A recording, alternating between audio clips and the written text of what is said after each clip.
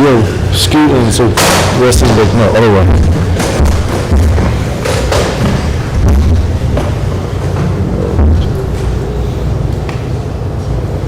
This is the back whole time.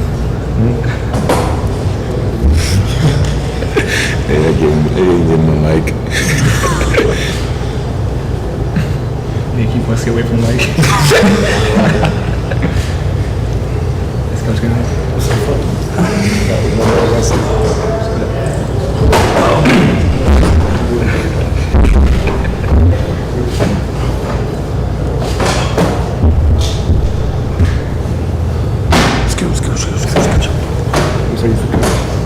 Right? Just gonna push me out. I see how it is. Ask these questions. Just wait till practice one day.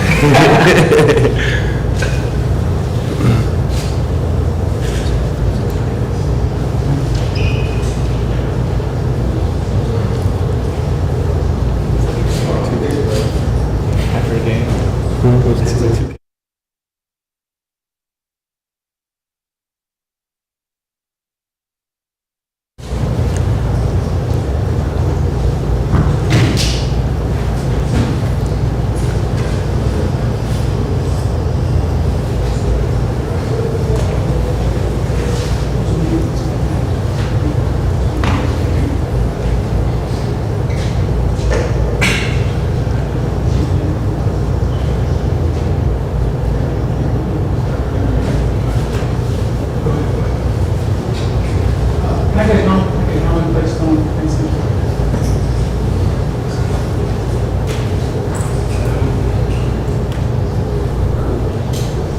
In the middle. It was mine. Just try to see the logo.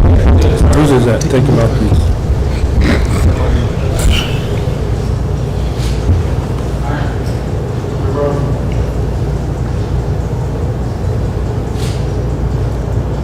All right, welcome, Coach. Welcome. Thank you for coming out. If you could, just give us a brief introduction. Where you guys are from, who you brought with you, and what's playing the concert this year. Yes, I'm Brian Slay, head football coach here at Oakton High School. With me, I got going down the road, I got Case, Jack, Aaron, Preston, and Wesley. This year, we're from Vienna, Virginia, Northern region. This year, our expectations, we're just not trying to set anything too high, put too much pressure on these guys. We're just trying to be better each day. Every day we come in, we're trying to have that be our best day. I think when we keep doing that, we'll be exactly when we accomplish our goals where we as a team we've set and we know we can get to. Is there anything you want to tell fans out there? Come on out this year. It's been definitely different energy around here at Oakton High School. Most people when they hear Vienna, they think it's a school across the street, but we're going to play some good football. We're going to play some tough football this year. Okay. Any words from the players? Yeah, like Coach said, we want to get 1% better every single day. We all got a common goal, and we're fighting for it every single day. We're doing it for each other. We're doing it for the name that's on our chest, and we're going to go out and do that this fall. That's the goal. All right. If nothing else, we're going to open this up to the media, if you'd like. Hi, how are you? I'm Renee Anderson, and I cover high school football across Northern Virginia, DMV area. And just asking you, who do you have returning this year as far as your seniors? Did you lose a lot of seniors? Do you have a lot returning? And who do you look forward to leading this team and stepping up? So last year we actually had a small senior class. If you look back and look at the kind of the date and timeline that sets out that class, their freshman year would have been the first year after COVID when they played that spring season. And our high school, spring sports are a big thing. We got a heavy baseball, heavy lacrosse population. So a lot of those kids who would have played that fall, being in the spring, they played their primary sport. So we came into, last year was my first year here at Oakton, came into a situation where we didn't have that many seniors. And then if you look back at kind of how the tradition and trends were going, they had two really, really good freshman classes that came in. So I knew coming in that we were going to be a young football team, think overall we had 20 sophomores, played 20 sophomores last year. We only graduated probably 12 to 15 teams, and outside of that 12 to 15, I would say 8 to 10 of them kind of contributed for us last year, so we very, very young football team last year. So we got a lot of guys coming back. You think we really lost a linebacker, Carson McCullough, was probably our biggest loss of last year, but other than that, we got a lot of young guys coming back and with a little bit more experience and playing good football experience. Coach, Dwight Vick with Victory Life. I've always felt as a former player myself that, and I say this on all levels, high school, even youth football, college, and pro, the game is won on the LOS, the line of scrimmage with the offense and defensive linemen. Now, I'm a little biased, but I feel like that's where the games are won. Can you talk about, I know it's early right now, but like what your offensive defensive line are looking like right now and who is emerging as a leader and how cohesive do you think they'll be this season? Was kind of just a little brief about me, myself. I was a lineman. I was really a lineman. I played D-line at NC State, so coming in, that was one of the big things I wanted to focus on. And no offense to these guys or anything like that, the technique, just blocking, was not where it needed to be at, you know? So that's something that these guys will tell you. Every day I see them, we work on blocking and tackling and those type of things. So I think not only just that, if you look at what Oakton did before I got to Oakton, it was a pass-heavy offense. And those guys would just pass setting. And again, I was a D-lineman. If I knew you were passing every play, you made my life a little bit easier. You know what I mean? So last year, we had to really teach our guys how to come forward, how to get off the ball, how to move forward. So I think last year was probably our biggest struggle. And not even just that, we had to play our starting offensive linemen, also had to go play D-line. You know, over a course of a game, a week, a season, that's going to wear down on those guys. So going into this offseason, that was another big emphasis of we got to get bigger, we got to get stronger, we got to really develop our line so that, one, we're not playing guys both sides of the way, you know, especially our offensive linemen to keep those guys fresh. But as of right now, I think over the time that we spent on working on techniques and things like that, we've definitely had a huge improvement. And now it's what you said, the cohesiveness, how to get those guys communicating to each other on a consistent basis to really get the run game going that we need to, really start getting pressure on the quarterback and not have to blitz every play, you know? Coach, Carl, Prep Red Zone and all hitches. Questions for you and the team. You mentioned it in your introduction that, you know, a lot of people when they think of Vienna, they're thinking of the team across the street, James Madison. Is that like extra motivation for you guys, like with the recent success Madison has had? You know, and Oakton, you guys have been close, but not quite there yet. And just talk about that, if that's any extra motivation, or if like the Chantilly loss at the end of the season has sparked an extra motivation, because you seem like a different team this offseason. It's what we just worry about ourselves. We can't worry about what's going on across the street, what's going on at these other high schools and things like that. If you do that, then you lose sight of what you need to work on, what you need to develop and things like that. I tell a story about last year, our first district game was against Centerville. And to me, I felt like going into that game, we were kind of more nervous than we should have been, because me as a coach was like, oh, this could be our first district win in X amount of years. And I taught myself, you know what, I'm not going to worry about or try to get them to think about, oh, this school and that school. We just got to get better. We just got to focus on ourselves. Hey Brian, David Wilcott, Washington Post. I was just kind of curious at this point in the preseason, early on in August, just what's kind of the biggest difference between year one and year two now, especially with this young core, just having another year of experience playing together, just where you kind of feel like you guys are at now compared to last year? Early signs of week one of this camp right now, I think the discipline that this team has is night and day. You know, last year, if you look at our games, we started almost every drive with some type of pre-snap penalty. And we're lining up incorrectly, we're putting the ball on the floor. That's all mental, you know what I mean? Those are things that you can actually control. And I think so far this first week of camp, these guys are really showing a sign of, hey, they're getting that aspect. And then not only are they getting it, but they're holding each other accountable as far as somebody jumps. It's not like, whatever, you know what I mean? It's like, no, this is serious, because if you're going to do this now, you're probably going to jump off sides in the game. You might line up wrong, and I have to call a timeout and things like that. So I think our discipline where we're at right now is night and day. Hey guys, Jake Brown from DC News Now. For the players, you've heard a lot from Coach today, and you probably heard a lot from during this preseason as well. Just what about what Coach Slay is kind of preaching at practice has you guys motivated to take that next step this season? I think one of the biggest things that he always saying is being perfect at the things that don't take talent. That kind of reaches every single player on our team. You know, from whether it's, like you said, starting behind a line and stretch lines to reading your keys and following the pulling guard. I mean, that's just the biggest thing that has helped our team stay disciplined throughout the season. Yeah, I think Oakton's always been a talented team, but not always believed in themselves like they should. I think Coach Slay has got us, really believing in ourselves. The discipline he spoke about, that's been showing up in preseason, and I'm excited to see it in the games. Last year, we just saw a glimpse of it, but next year, I'm sure that it's going to come out in full with these guys getting more experience. The young team that we've had, having another year on varsity, I'm sure it's going to pay dividends this season. Yeah, I want to ask the seniors, just this young group last year, just having another year of experience together, what has it been like for you guys just stepping into an even larger leadership role, especially knowing kind of the talent you guys have and now the growing chemistry you guys have had over the last year? Yeah, I think team chemistry is very important. When guys mesh together and know where each other are going to be on the field, it's a big difference, and you could see the difference when guys are gelling together and they're on the field making plays together. It's kind of natural at a certain point when you've played with guys so long, when you know what guys' tendencies are and the guys next to you, what they're going to do and where they're going to be. It helps you know where you should be and how to make plays with them alongside them. It's the cohesiveness that you guys spoke about earlier. It shows on the field when you've played with guys for multiple years and you've practiced with them every day and you build a team chemistry that you didn't have previously.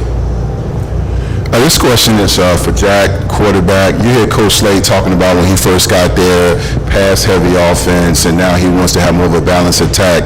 How involved are you in the game planning? Do you guys have a good rapport where you can kind of give him some input? And you didn't take offense to the passing attack, did you? Okay. No. Obviously, I love throwing the ball. Our freshman team, my freshman year, we were very pass-heavy as well, but once teams start to get smart, they'll drop guys back into coverage, but he's really helpful with kind of the process and adding a run game to our system so we can be a more dominant team. And I can also see things on the field that he can't see just from the sideline. So I'm always comfortable to go talk to him, sort things out, to make on the fly adjustments, just trying to do anything to make our team better. Okay, so I heard who the quarterback was. I want to know what position each of you guys play, and what do you look to improve on this year from last year? I'll start. My name is Case Karzon, and I'm a middle linebacker. One thing to improve, I think, we train every practice in the game. Like, we gotta go into practice knowing this is what we're gonna do in the game, and just treat it as that. I'm Jack Martin. I'm the quarterback, and this year I just want our team to be as efficient as possible, whether it's in a practice or in a game. I'm Dalen Jones. I play receiver and safety. I go both ways. This year I'd like us to focus on the mental aspect of the game and understanding why and when things are going to happen. Down and distance, those type of things are very important in high school football to win games. My name is Preston Schwartz. I play receiver and defensive back, and definitely this year, the team should definitely need to improve on just emphasizing the little things, in which Coach Slay has done a great job doing that in the offseason, because he knows that's going to help us during the game. I'm Wesley Lattis. I play O-line. I agree with what everyone's saying. I think the little things definitely matter. Like not just outside, watching the ball, stuff like that. This question is for Wesley. You committed to Old Dominion back in April, and you had a lot of interest too. I just curious in your process for that too. Did you want to get the recruitment out of the way so you could focus on the season, or take us through your recruiting process too, because you had a lot of interest? Yeah. I always liked ODU. I think Coach Carson does an amazing job O-line over there. I think the coaching staff's amazing at ODU. So it really was a kind of like a no-brainer to commit there. I think they do everything really well. I'm really happy with ODU. Yeah, question for the players. Coach Slate seems real relaxed right now, real cool. He's just, smiling right now. Can one of you talk about some intense moments? I know it's early in camp right now, but maybe even for those that played last year, what kind of moments, clean version, when you guys are not performing the way you should be, how does he hold you guys accountable? Well, Coach Slay always holds us accountable. He's very adamant about the things that he preaches towards us, and if we're not doing our jobs, he'll let us know. We've had many occasions, but we get it back on track afterwards. So I think it's part of how he coaches. It's part of his personality. It's something that you get to know, something that you become accustomed to once you play for him for a while. But it's out of love. He's just trying to make you better, just trying to get us where we need to be. So when he does that, you kind of just got to take it on the chin, and move on to the next play. You gotta take it knowing that he's trying to get you to where you need to be. He's trying to get you where he thinks that we need to be as a team. He's trying to tell you what you need to understand so that you can get it right the next time. Also, I think a lot of the topics he harps on aren't just going to help us win when you look at the scoreboard. They'll help us win later in life. That's a big thing that he is. Big thing he's big on is being good young gentlemen, and then helping us later in life.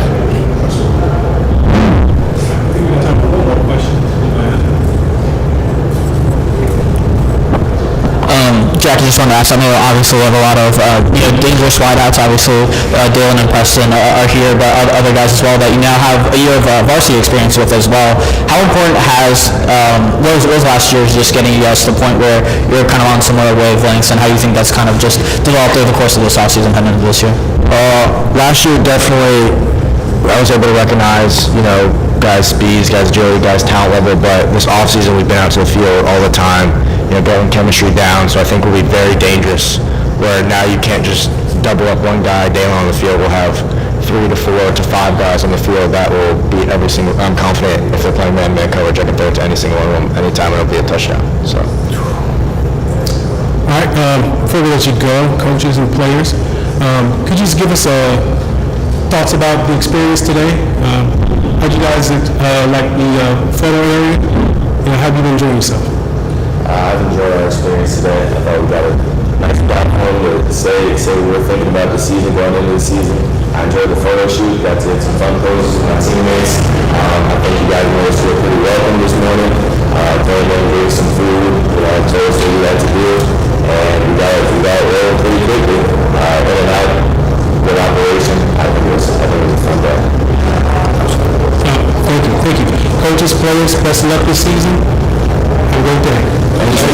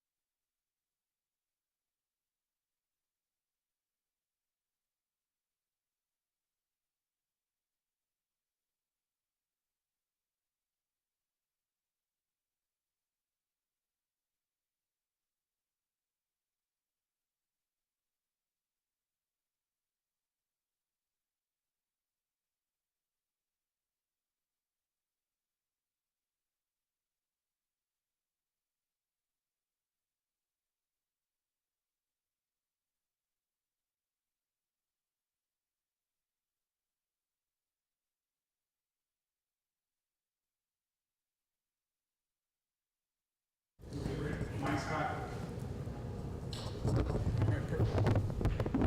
All right, I'm here from Patriot High School.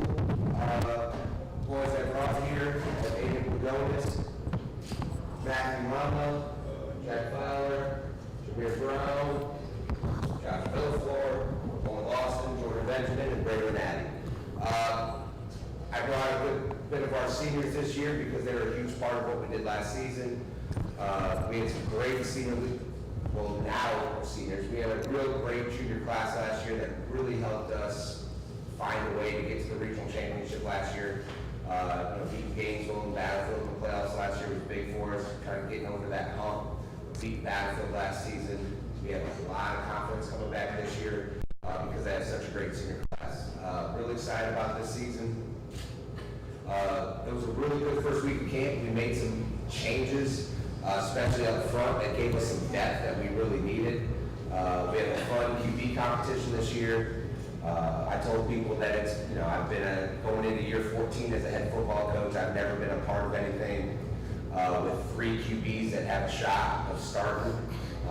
So it's a fun atmosphere. It's a lot of competition. The kids know it. The kids are bringing it every day. I'm really excited about what we're going to see this season. All right. Now we'll open up the question from the press. Coach, how you doing? I feel like I've been covering you for years, and you have a really great program. You guys, again, I've said this to you before, I feel like every year you guys have gotten close. You knocked on that door. You had that matchup one year, a few years ago, with Freedom and Woodbridge, where you were there. It was a back and forth game in the first half, and then they kind of pulled away. Last year, you guys made a great run. You beat Battlefield and Gainesville in the playoffs. A lot of people counted you out because you lost a few starters. And then you had that tough loss to Colonial Forge in the playoffs. And you guys were at home. I thought maybe some things were differently. Y'all could have maybe made a run to states. As a coach, and you've been doing this a long time, 14 years, you got another talented group this year. By the way, Dwight Vick with Victory Life. I should have introduced myself. But what have you learned? Because every year there's a life lesson with coaching. When you look in the mirror, you look at your staff, you look at what you got coming back, and you say, okay, I've learned this from the previous season, or in 2019 we did this, so we could do this better. What have you learned that you're going to take into this season to make sure you can eventually get over that hump and win the chip? Last year, we did think last year was going to be that year that we could win the whole thing, and going into the playoffs down 8 starters, it was a different story. It would have been real easy to kind of just throw in the towel and say, hey, it was a nice run, things went against us, it is what it is. But these boys were able to persevere. I mean, obstacle after obstacle, they stepped up, and they really just believed it could happen, to the point where literally, all have bands that say Patriot Perseverance this year, because I believe we are different in that way. We believe that no matter what, we would always have a shot. We believe that we could persevere and we could get the job done. There's never a game that we go in that we think we can't win, no matter what we're facing. And I believe these teams are built a little different that way, because they do go into practice the same way, with that motto, with that momentum of believing that we really can do anything as long as we just keep believing, keep working. So that Patriot Perseverance is a big thing this year. We knew we had a shot last year at winning the whole thing, and that's just going to keep driving us, because we knew we most likely might have been the best team in the state of Virginia last year. And now we have another shot, another year, to see if we can make that happen.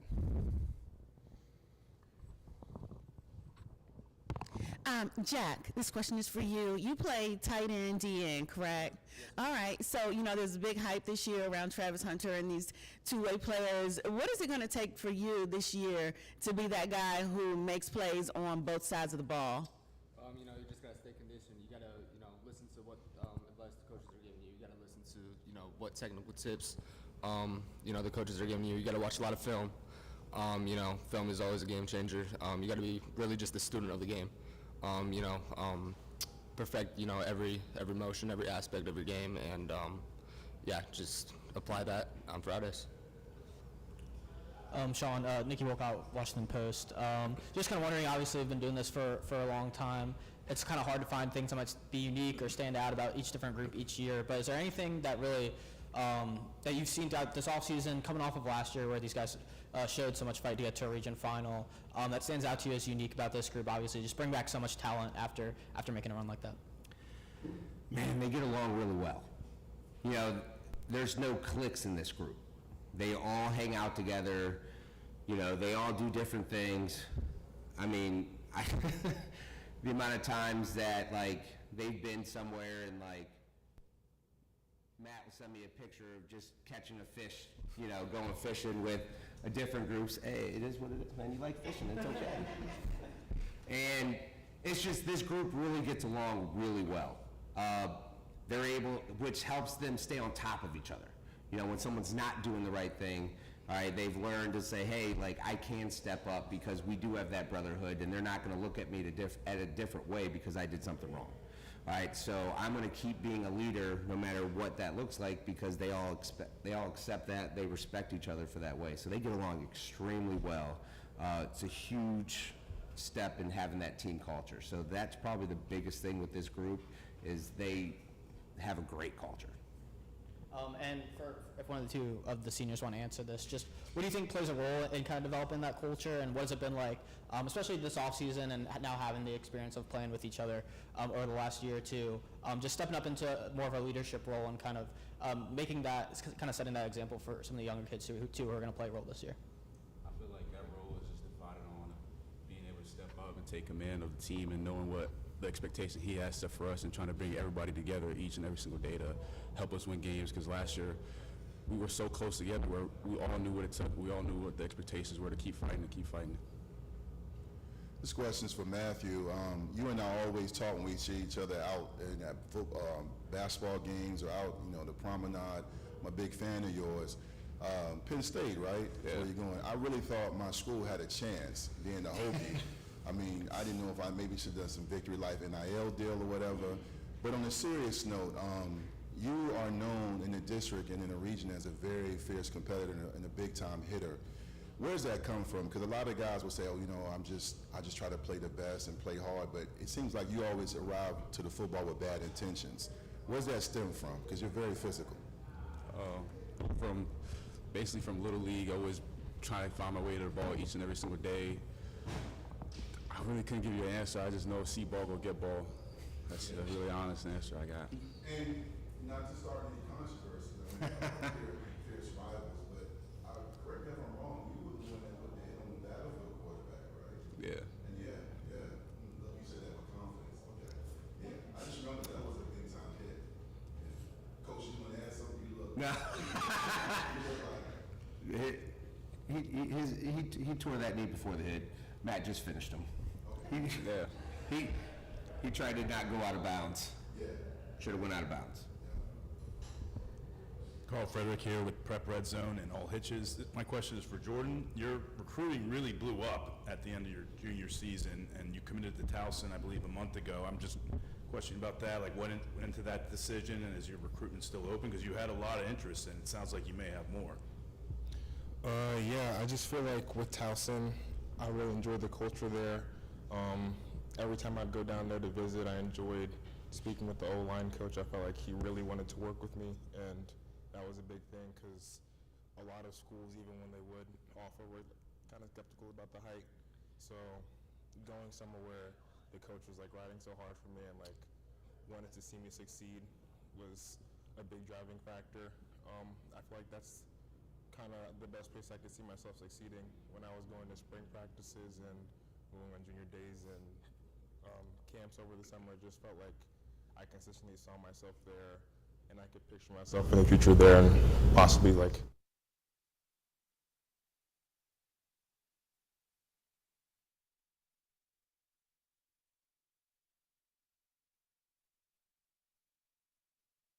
Win against you all. What team from a couple of y'all are you definitely looking forward to getting at this season? Playing Gainesville. Battlefield. Clean Forge. Clean Forge.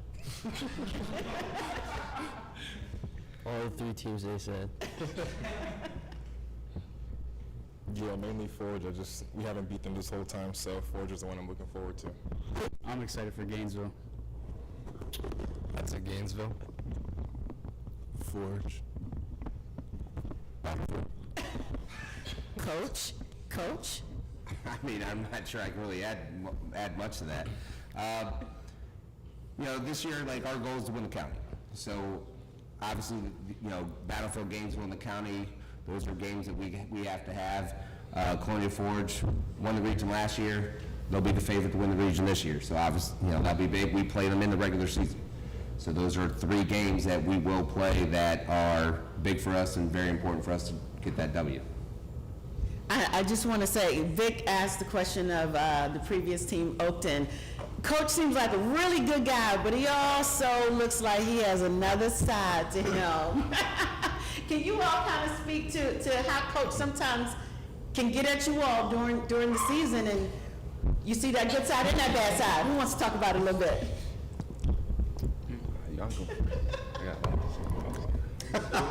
Hey, he's intense, but he pushes us hard. So I mean, you can't ask for much more. I think that's the key to a lot of our success as a team. I do want to ask, does Coach ever get out there and kind of hit and get Yeah. a little bit?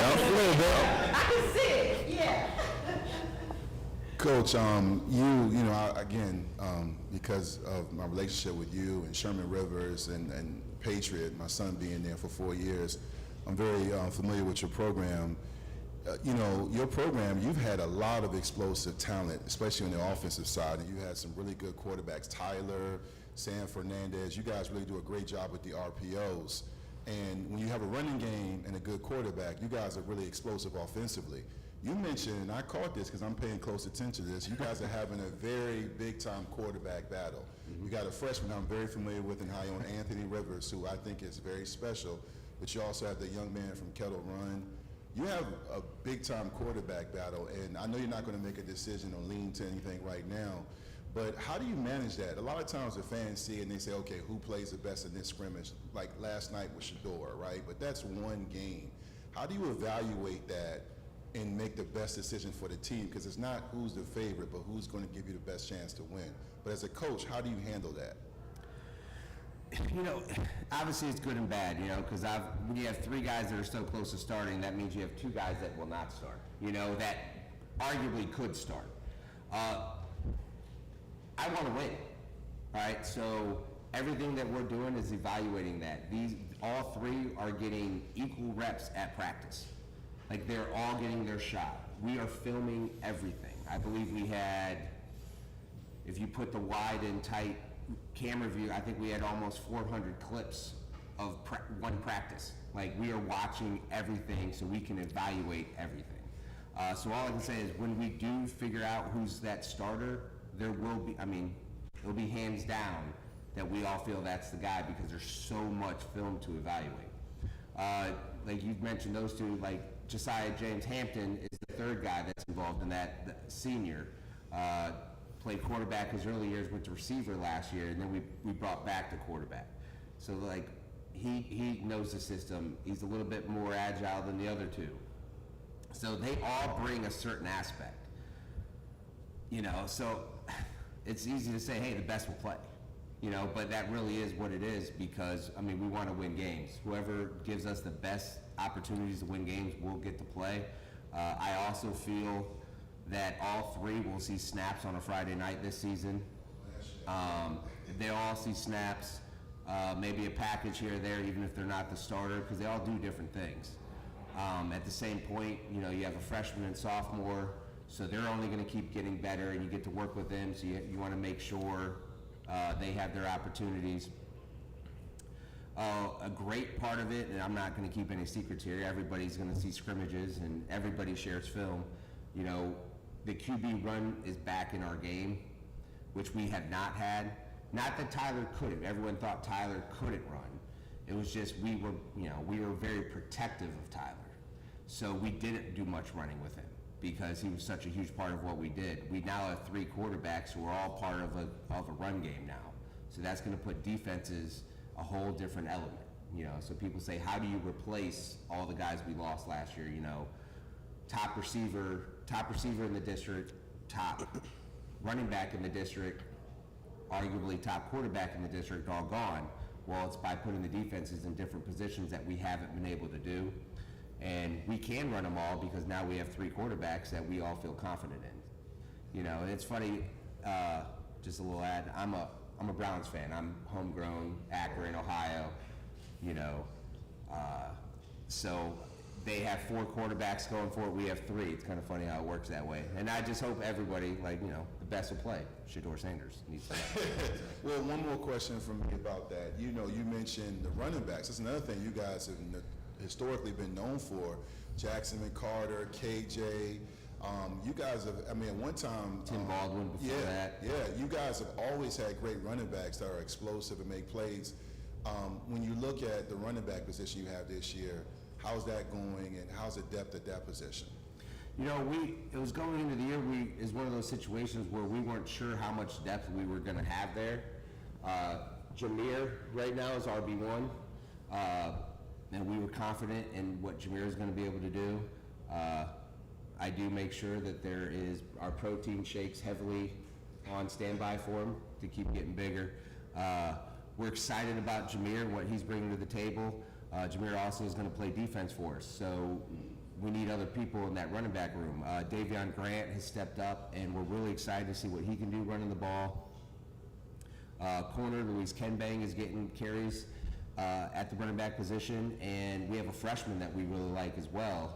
Arguably might be the fastest kid on the team that we're working in as a 4th guy getting carries. So once again, it's that healthy competition, 4 guys getting carries during a team practice, so we're building that depth, and I'm excited. Yes, you're not going to see one of them getting 22, 24 carries in a game, all right, but you're going to see 10 to 12, 10 to 12, you know, 6 to 8, keeping people fresh so we can play both sides of the ball, and they all do things a little different running the ball. All right, you know, Jameer is that one cut and he's gone. Davion is that bruiser, all right, and then you got a speedster in Calvin. So we're really excited about that running room. It'll be a little different than what we've had in the few years, just because you don't have that one, kind of similar to what we did with Quentin, who went to Slippery Rock, and Jackson when he was a sophomore. So it'll be more similar to that 1-2 punch than it was last year. You talked about just having some competition at quarterback, running back, or just being a little bit more by committee than last year. How does just having some stability elsewhere, a lot of these guys have experience playing a variety of positions, or even guys fighting for those roles at least have experience in the offense. Just how important is that you bring a lot of guys back to have that stability elsewhere while you're still trying to figure things out or just kind of evaluate those guys? No, it's big because, you know, last season we really loved our starting groups. We thought our starting 11 on both sides of the ball was as good as anybody in the state. And then we got tested going down 8 starters, and then suddenly other people started stepping up, and we're like, okay, now we have this depth. So all these guys coming back, you know, have been a part of that. And it's been a while since we've had so much depth at receiver, where we have 6 to 7 guys that we can rotate through there at receiver. We haven't had that. You know, last season, you know, Braylon was injured most of this last season, so no one really got a chance to see what he can do. So we're super excited about him. But there were situations where Aiden here, when we were in the playoffs, never left the field, like offense, defense, special teams, because we didn't have anybody else. All right, so having him back, Trevor Keener, who tore his ACL in the Garfield game, week 9, he'll be back here. He'll be back here. Hopefully, week 1 or week 2, he's going to get a chance to be back. So we're able to build that depth, and now we're going to this situation where we feel really good about it. Where years past, we loved our 11, but the depth after that wasn't where we wanted it. All right, I think we got time for one more question if anybody has one. I can talk to Coach all day. That's my guy. O-line, D-line. I ask you this every year. We do these. Again, you had some guys. My guy, I forgot his name. Good lineman, went to UVA. Paul Serber. Thank you. And then Alex Q's son. You had that one line that when you had Gabe and Sam, y'all were very good up front and on offense and defense. The offense and defensive line, to me, you know this, coaching and playing, is essential when you want to win a district and a regional championship and play for a state. How cohesive is the unit so far? I know it's early, but how cohesive are they on both sides of the ball and how they performing? And what's the expectation? You know, that was the one position that we were not sure about our depth. You know, we have a lot of kids, but there's so many young linemen we have on the team this year. So we were not sure about our depth up front. So receiver, we're all like, oh, look at all this competition. Then we look up front where we've been strong in the past, and we're saying, well, we need a couple people to step up. We got a great, strong three that we're building off of. All right, obviously Jordan, all right, who's going to get to play a lot more defense this year. You know, last year he had a shoulder injury, and we had to kind of, you know, he played offense with a really bad shoulder, and he was able to do that, but we couldn't put him on both sides of the ball. Owen, all district center last year, is going to move over and play guard probably for us, but he could also play center. He could play tackle. So those are two huge parts of our offensive line. Chris Umana, who was a starter for us as a freshman on defense. He was an all-district player on defense for us last year. He's going to move over and play offense as well this year. So those three are a really great group to build off of. And now we're having other people step up in certain spots, and Ian Song stepping up, hopefully taking a center spot. We have some young kids that have never played offensive line before who suddenly are enjoying pushing people around at that tackle spot. And it's given us some depth that we didn't think we were going to have. Kaylin Ortiz and our interior offensive line. So now we get to a point where I really like our starting five on the offensive side, and now we have depth behind it. We moved Jack from linebacker to D-end, which has really shored that up. I think we're going to have arguably one of the best D-lines around. All right, between Jordan and Chris Umana up front, both all-district, all-region players, all right, with an Owen and other guys rotating in to keep them fresh, and then Jack moving to defensive end. I really like what we have. So it was I'm not going to say I was alarmed, all right, but that was that one spot that, you know, that was that one position that we had circled that we got to figure this out. And after the first week of camp, I feel much better about it than I did before. All right, coaches, players, before we let you all go, if you could just tell us about your experience here. How has it been? Have you enjoyed anything? How's it? Tell me. It's been great. A lot of great hospitality for us. I like the donuts. It's been great. It's beautiful little studio, and yeah, nice area. Same as them. The hospitality has been great. Yeah, I definitely enjoyed. I felt very welcomed. You know, it's been a great experience with the photo shoots and all the little games and stuff. You know, I've really enjoyed my time. I'm really appreciative. Anything that gives these kids exposure, like a huge fan of. So, you know, it's not like you guys are here getting paid lots of money to do this. So you guys are volunteering your time to help them. It's amazing, and I couldn't be more appreciative of all the things that you guys have done to give these kids exposure, because they deserve it. And I'm sorry, Jordan, go ahead. No, you're good. I was going to say I enjoy taking pictures. I really enjoy taking pictures. All right, players, coaches, Patriot High School, thank you very much for coming out. Thank you. Best of luck this season. Thank you. Thank you guys so much.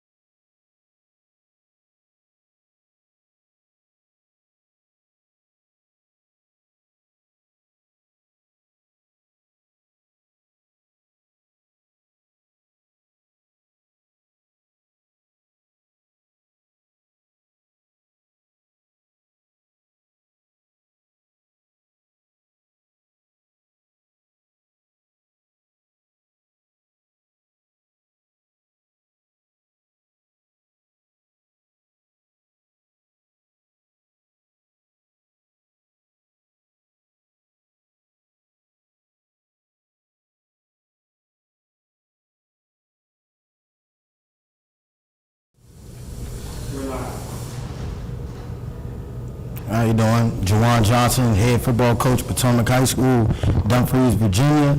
Got a couple of my guys with me. Let them introduce themselves. Dawson Woods, class of 2026. I play safety, wide receiver, middle linebacker. I'm Damari Lanier, class of 2027. I'm an athlete. My name is Xavier Myers, class of 2027, DB and wide receiver. My name is Kendrick Young, class of 27. I play center. Yes, sir. So like I said, we're from Dumfries, Virginia.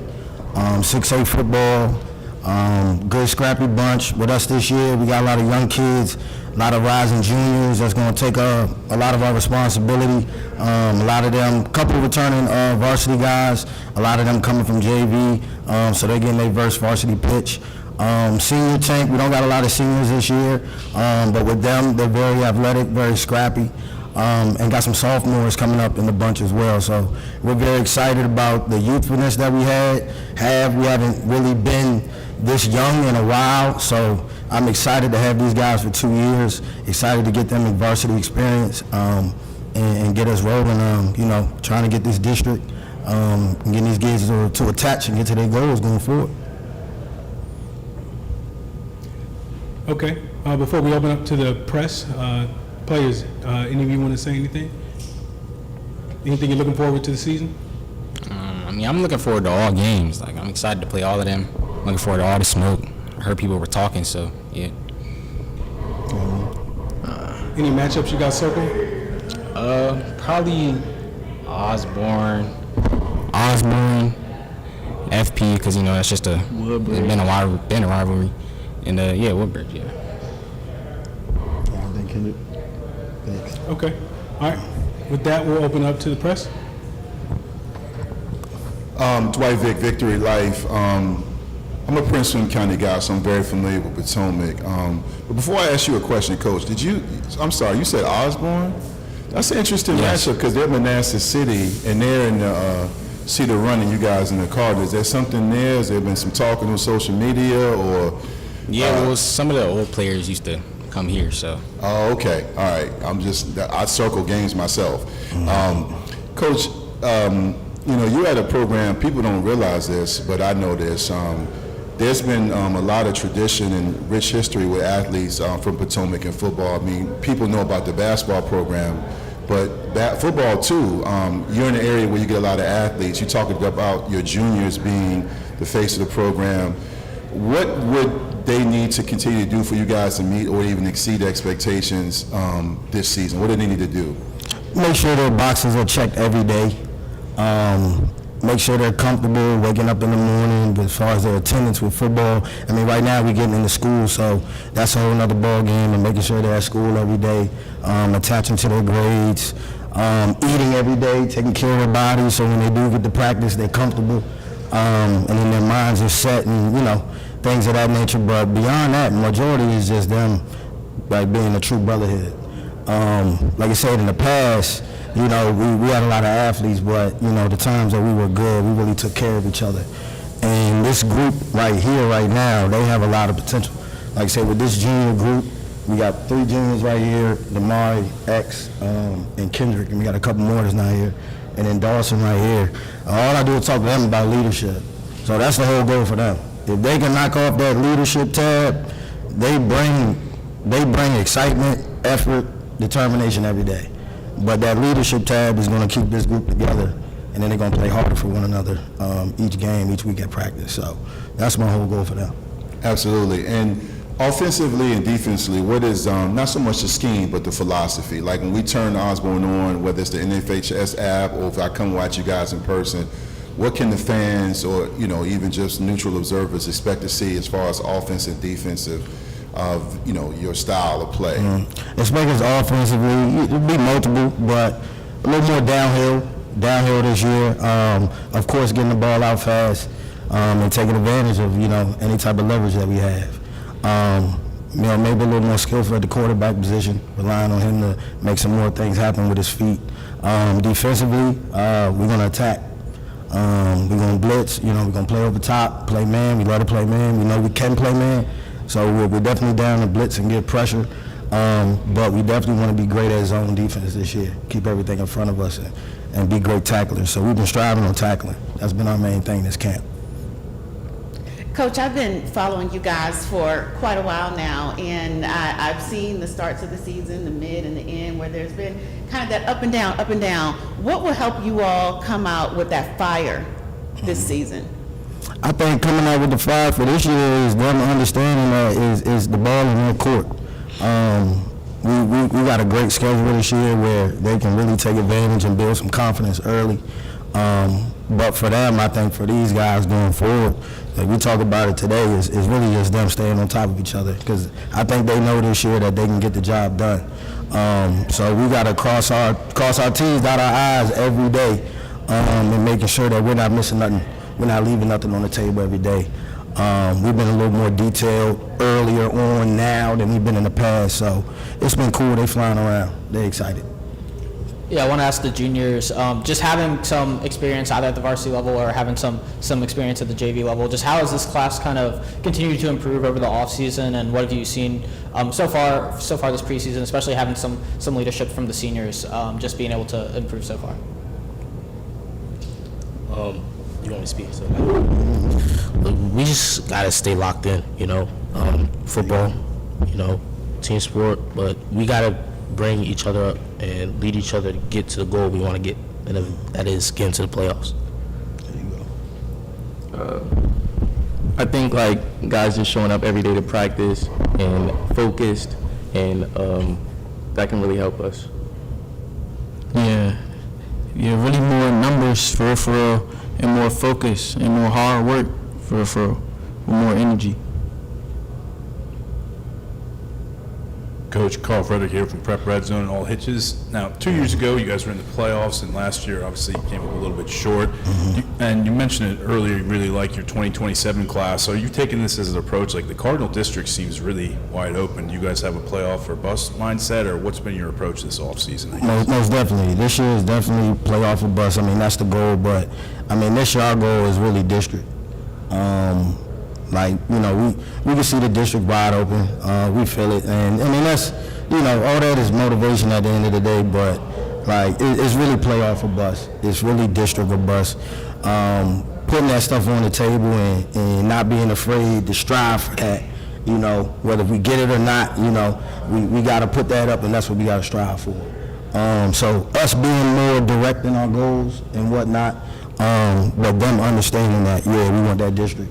We want, 2020, what we got, 2025, 2026. This class can see that on the banner, on the gym this year. So, that's the goal for sure. Nicky Walcott, Washington Post. Sorry, I'm going to say that first time. Coach, is there, you mentioned the youth just of this team, and also just having some seniors back as well, which is always huge. Is there anything that's unique about this group that stands out? I know you've been head coach here the last couple of years, but is there anything that stands out that's different than the last couple of years about this group that you're excited for heading into the season? They're fiery. They like to get after it. They're not afraid to compete. Like I said, with all the rising juniors we got, and a couple of the seniors we got, they all know each other, but they're all very competitive. So in practice so far, it's been them competing through team. Like they want to go team. Yesterday we told them no shoulder pads, and they weren't excited. They want to play, they want to bump in practice. So that's been the difference with them. Like you said, they're not afraid to rub elbows, scrap, rub shoulders. Rub elbows, scrap. We're running that real day. So that's been the real difference, I feel like, with this group. And then we got some guys that have been in the program for a while, so they know what to expect, and they've taken on those expectations. Like, they're down to work, so.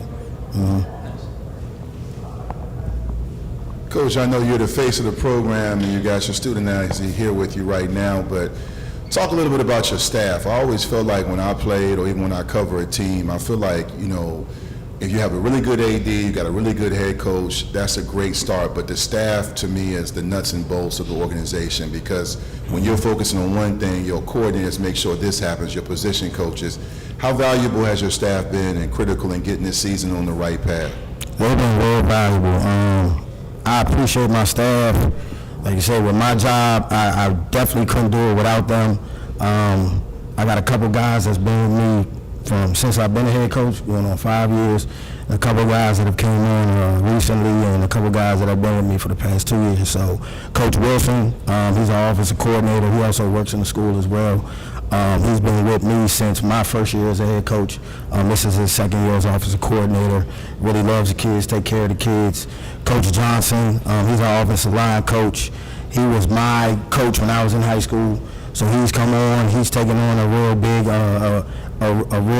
like I said, he's done real good for us as far as keeping us together, making sure things are in line, giving us more details, giving more things for the kids and whatnot. We got a new corners coach, Coach Nail. This is his first year. He's one of our younger guys. He's came on. He's been doing real good.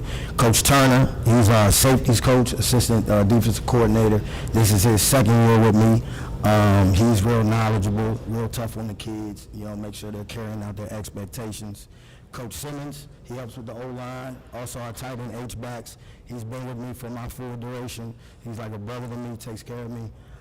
My little brother, Coach Jaron Johnson, he's our running back coach. He's also with me, the JV offensive coordinator. Coach Collins, he helps out with defensive line and football operations. This is his second year with us. And Coach Powell. Coach Powell came on. This is his first year. He's going to be working as a JV offense defensive staff assistant, and he's also our recruiting coordinator as well. Coach Niles, he's still on with us. He's our wide receiver coach. Can I miss anybody? Yeah, that's everybody. So we mesh well, and like I said, I know I'm getting to it every day. I put my head down and get to it. We all put our heads down, but my staff, they real good. The thing that I like about us is we got a lot of us in the building between me, Coach Simmons, Coach Wilson, Coach Niles, and we're working to see if Coach Powell's going to be in the building. But like we really strive on really tapping into our kids' goals. We got some kids that decide to go play college football. We got some kids that decide to just go to college and play in the program. We got some kids that go military. We got some kids that get jobs at high school. So we forcing them getting to their goals, and that's some things that we take pride in. Seeing our guys, once they graduate, doing positive things. So yeah, definitely thank you for my staff. Okay, Coach. And on that note, we're going to wrap up here. All right. Is there anything you want to say? Closing out. Appreciate the NSMT staff.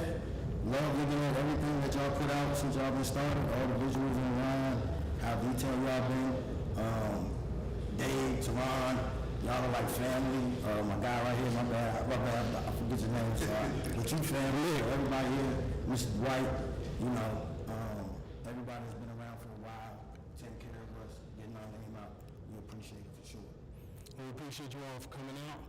Everybody that's Potomac Senior High School, thank you very much, and good luck this season. Thank you. All right.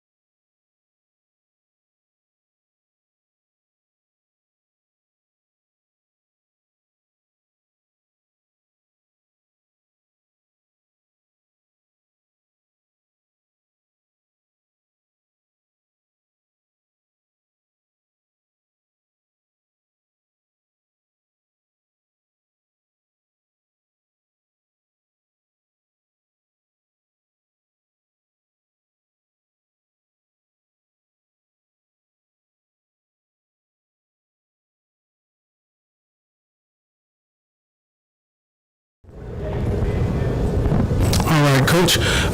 Can you just give us a quick overview of how practice has been, how camp has been? What's the competition been like out there, and upcoming expectations for the season?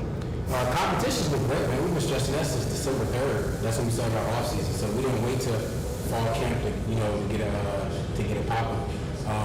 December 3rd, we stressed for competition, and that's what's going to breed excellence, from our program. We ain't one of the toughest regions in the state of Virginia, so we got to line it up. So there's no running from it. I'm not new to that. I'm accustomed to hard work, so I'm trying to breed that to my young men. So we've been getting after it since December 3rd. We've been having a great off season so far.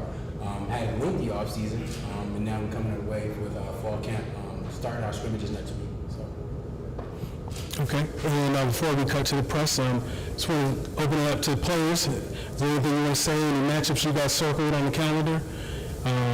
Is there any milestones you're looking forward to? Man, we have to look forward to every game. Every game is the same thing. Work hard every game, but Osborne's always been a big competition for us, so I think that's going to be a big game. Unity, too. We're leading at halftime, and we blew it, so this is the last year I have. We have to redeem it and go out with a bang. Also, we're looking to have a great season opener against Freedom. We know they were previously state champions, but we think we have a really good shot this year at beating them. There you go. Okay. Well, if there's nothing else on the players and the coaches, we'll open this up to the media and get some questions going.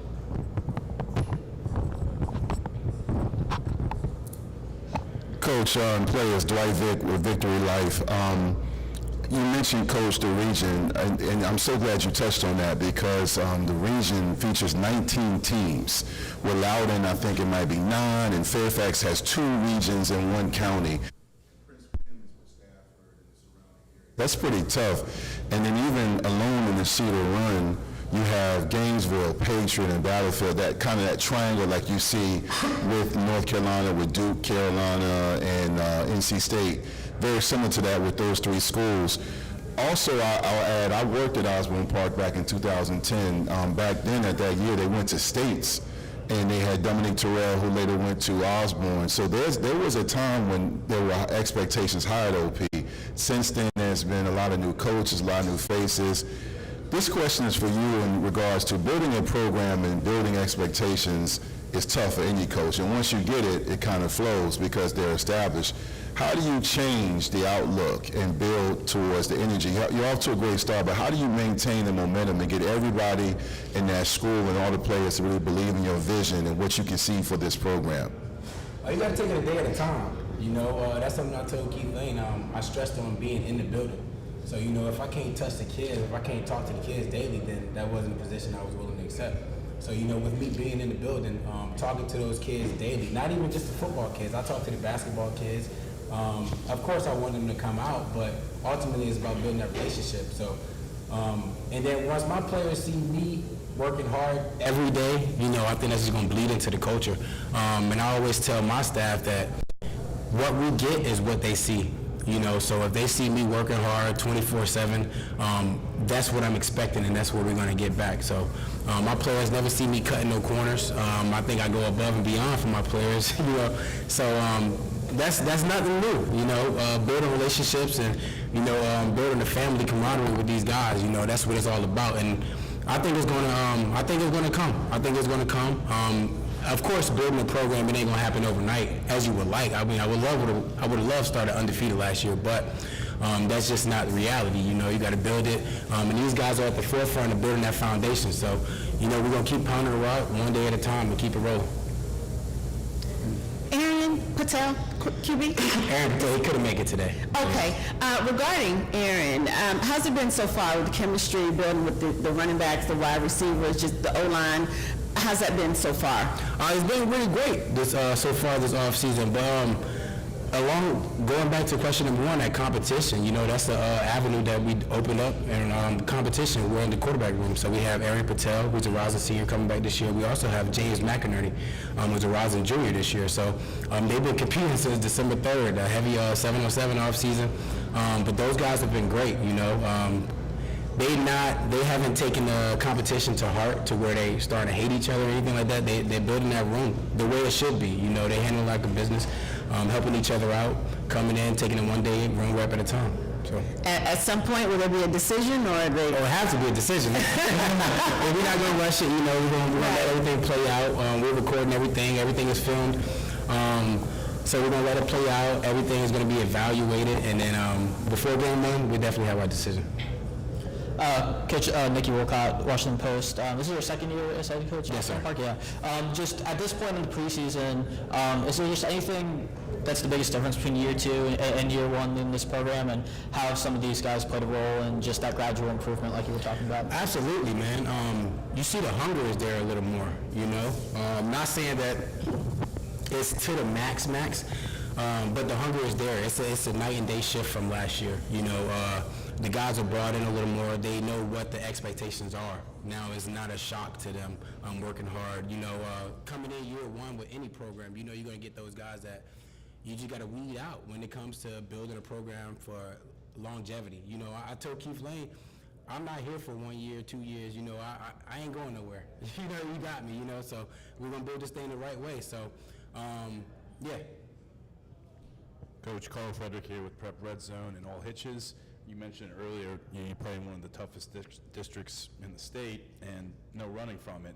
My question is more for your team. You guys seem to have this message, and then the message seems like you're not backing down from anything this offseason too. Like Mr. Marina, the big man over there, many years toward you, you seem to be taking on more of a leadership role this offseason. My question is that, how's that been like for you as you come back from an injury? I mean, it's been rough, you know. I had to make adjustments. I'm coming back from a big injury and then a big culture shock, but I feel Coach Holland took a good role in the rest of the staff.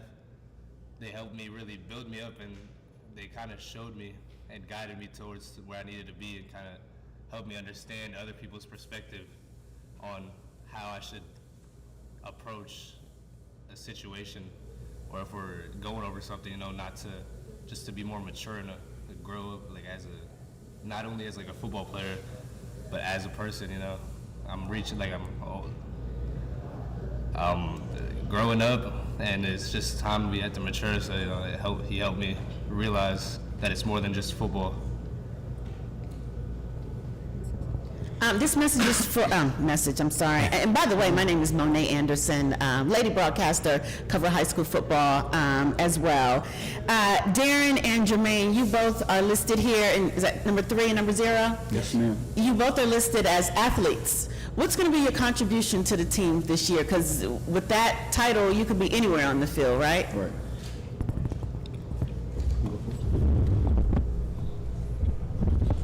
My biggest contribution to the team is being a young leader, being a rising sophomore, and coming up into this team as a transfer, being a leader, and also just doing my 1 of 11 on the field. Also, what else? That's really it, really. Where do you think you're going to land as far as position? Wherever coach sees fit, I'll play wherever as a player. Oh, you must be nice. And he can't play wherever. So for me, you know, I'm just gonna do my job, you know what I'm saying? As a senior, you know what I'm saying? I wanna lead the team because I have a lot of experience. So I'm gonna lead the team, and I'm also gonna play well, play hard. And you're going to play wherever, Coach? Absolutely, absolutely. I have 2 questions. The first one, you guys came in with energy, and the first thing we all talked about over here in the media was the new uniforms. I remember whose decision was the new uniforms, because they look really good. Not to hate on the old ones, but they look really good. Like, your decision, Coach, or the player? It was a family decision, man. Okay. It was time for a fresh start. Yeah. You know, revitalization in the program, so we went in the right direction. I take it as a compliment. Oh, it is. It is. It looks good. Yeah. And the second question is this for the players. Any one of you guys can answer this.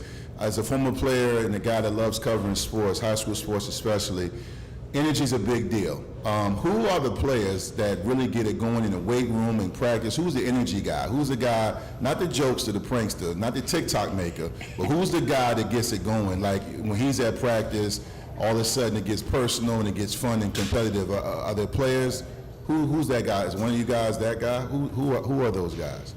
You know, I would say I do some talking, you know, just to be competitive, but, you know, that's all I love at the end of the day, you know.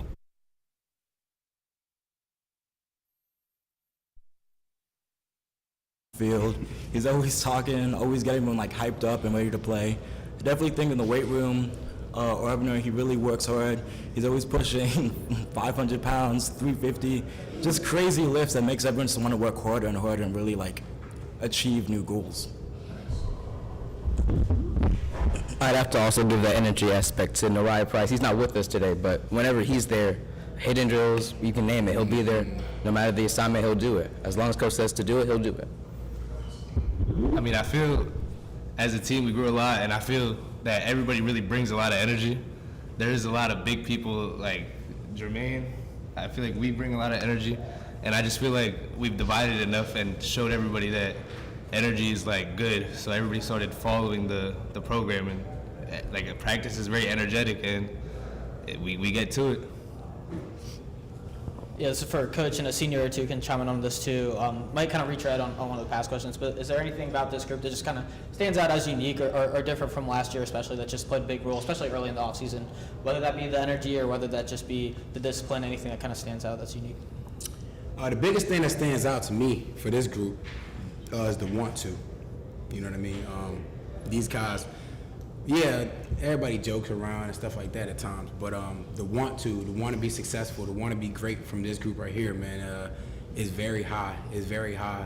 We've been competing, and of course 707 doesn't mean much, but like I said, since the whole offseason, we've been competing against some big dogs, and you know we've been right there with them. And these guys there's no moral victories. You know, we stress that in the whole culture. There's no moral victories. There's no, we almost won. We lost by a little bit. No, we trying to come away with that thing.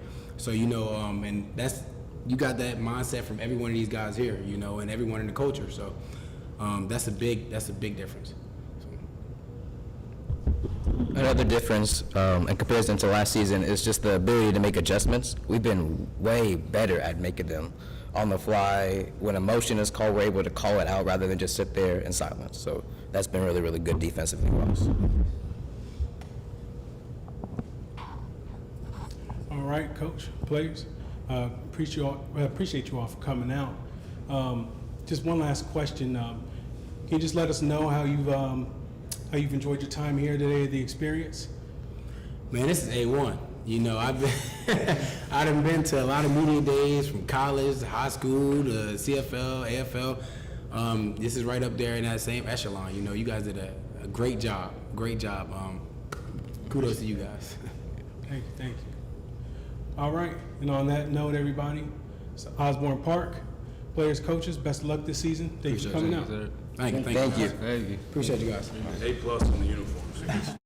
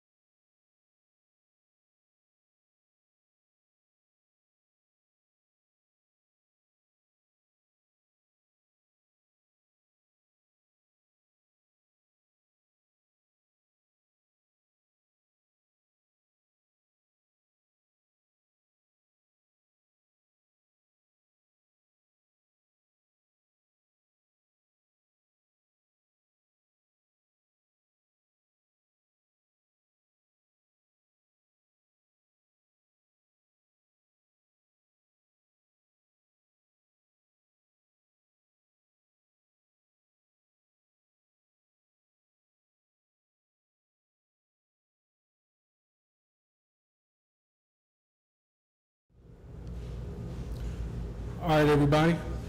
We've got the Madison Warhawks here with head coach Justin Counts. Coach, take it away. Yes, I'm Justin Counts from James Madison High School. I'll let my guys introduce themselves here. I'm Luke Salvosa. I play middle linebacker. I'm Alex Gates. I play defensive end. Owen Manning, I play left guard.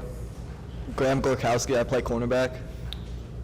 Jack Riccadello. I play fullback and tight end. I'm Joe Gore. I play safety. So these are all seniors who came back from our team last year. They're our team leaders and great representatives of Madison High School football. All right, Coach. If you don't mind, just go ahead and tell us a little bit about the program so far. How's the off-season training been? We just finished the first week of camp.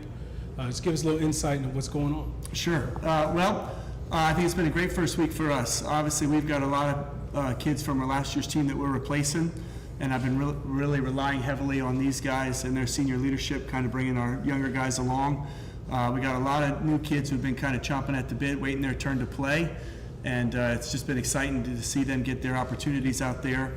We've been really good with our competition. We've been really good with kind of pushing each other. I've been holding these guys accountable to hold our younger guys accountable, kind of to what the standard that we're used to practicing, the level that we need to practice to be great. I've challenged these guys to kind of push these young guys along and get them up to speed quickly. Obviously, the season's right around the corner, but these guys have done a really good job of kind of pushing us and making sure that we're getting our work done every single day and that we're trying to improve. And I thought we really did a good job of that this first week. Excellent. So before we cut to the media, any of the players, opportunity to say something? Tell us about maybe some milestones you're chasing, some accomplishments you're looking forward to, or matchups.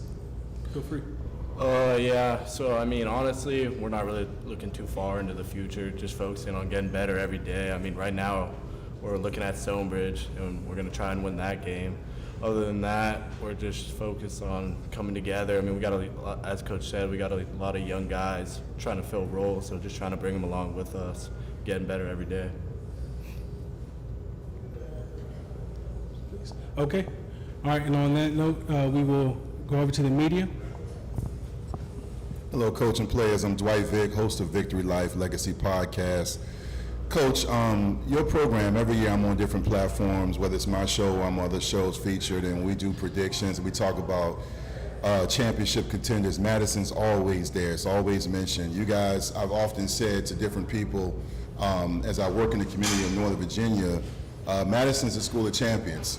You guys have been to states numerous times. Last year, you literally were at the doorstep. And the reason why I bring that up is because you were right there and you've been there in several years and previously.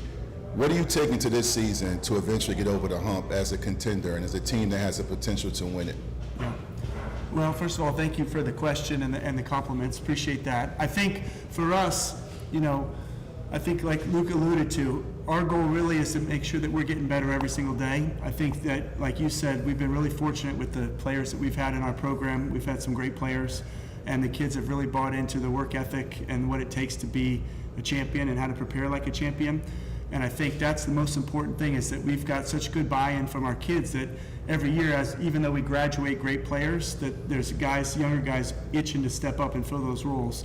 And I think our seniors in the past, and also this group here, has done a really good job of holding people accountable and defining what the standard is for us and how we have to do things. And again, we've just been real fortunate, I think, in the wins and losses category. What I really take pride in as a coach is the way we've prepared and the way we've kind of competed week in and week out. And I feel like we have the ability again this year, if we do that, and we have a great chance to be good again. But we've got a lot of work to do to get to that point. But the consistency really comes from the players buying in the offseason, putting in the work, and holding each other accountable to what we expect as a team and what they expect, frankly. And I've told these guys, I've been here for 12 years in the football program. I've been at the school for 25 years. I'm going to be here after they're gone, I hope, good Lord willing. This is their team. This is going to be their legacy. What we do and what we accomplish is going to really be on their shoulders and how they push these guys. So, obviously we have expectations within our program, but really it's for us to make sure that we're making improvements individually every single day so that we can get to the point, wins and losses, those things. There's just so much that goes into winning and losing. I mean, that state championship game is a great example.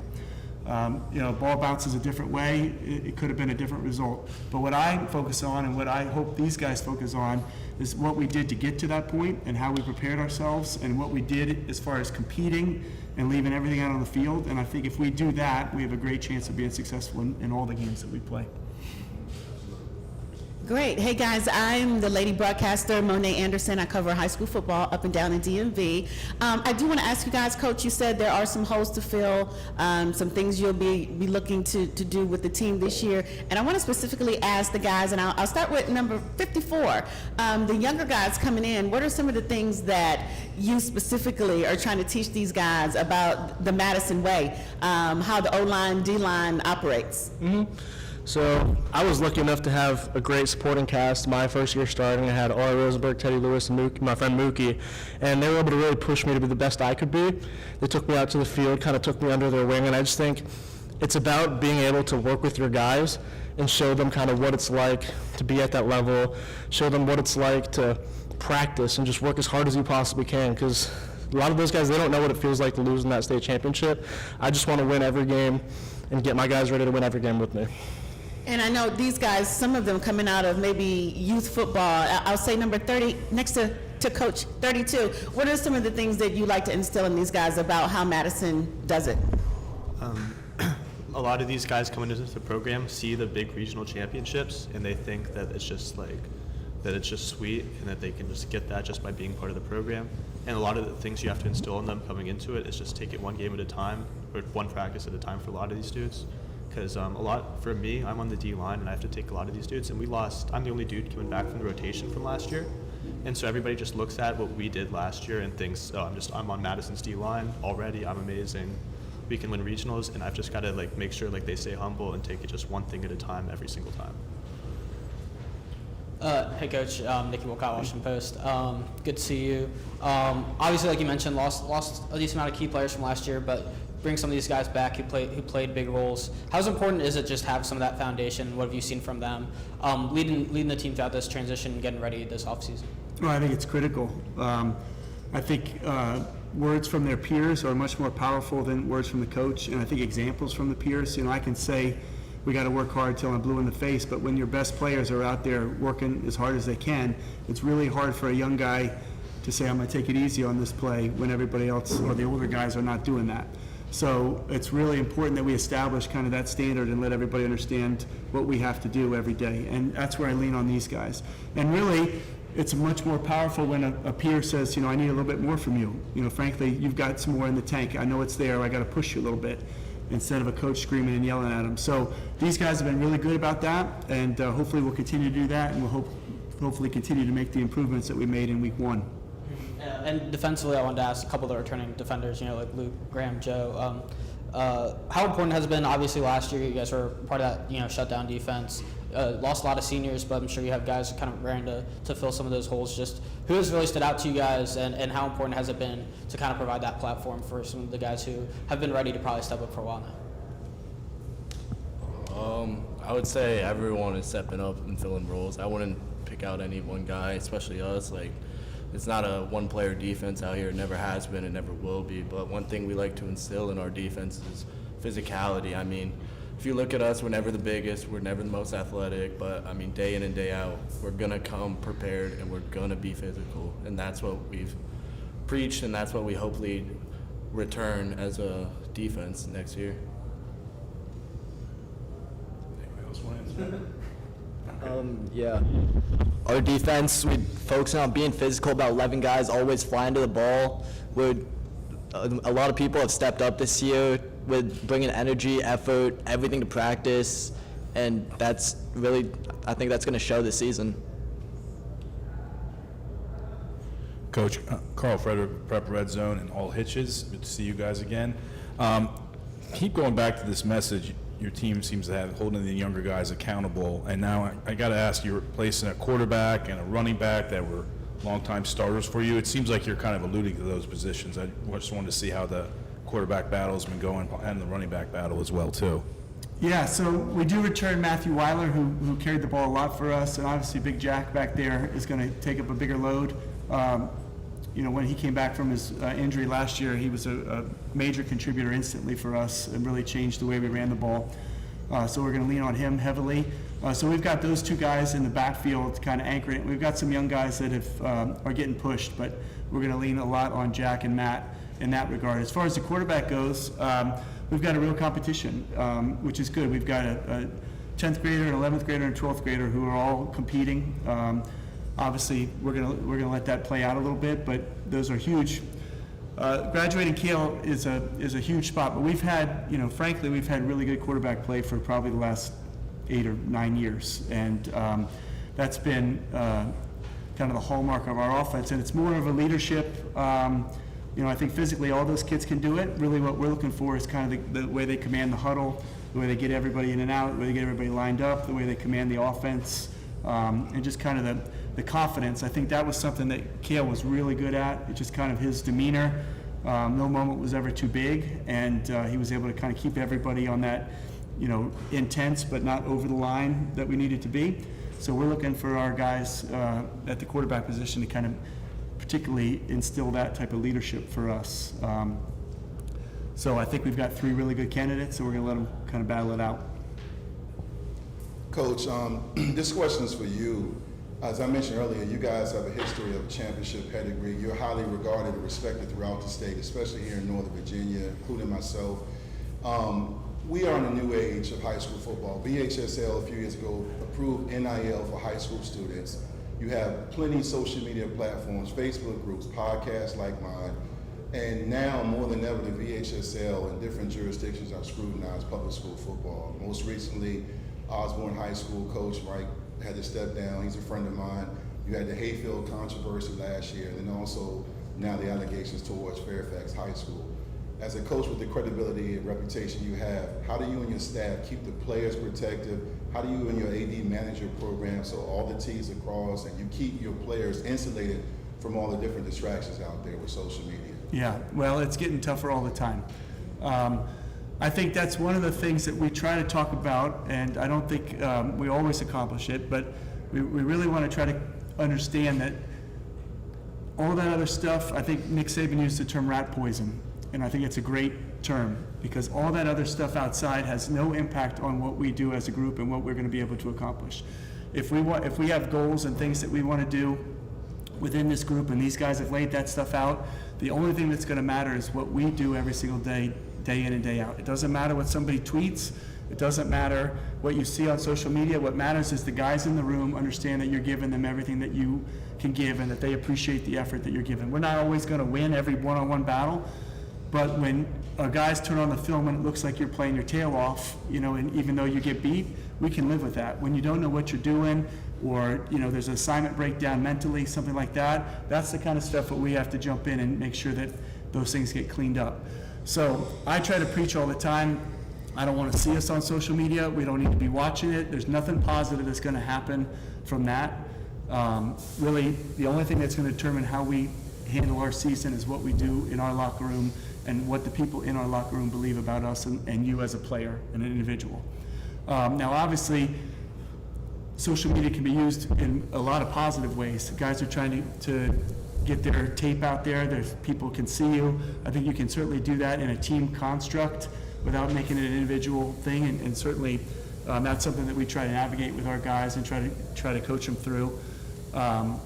So I don't think that all social media is bad. I just think that there's things that you can get distracted from and can get you off your eyes off the prize and what you're actually trying to accomplish.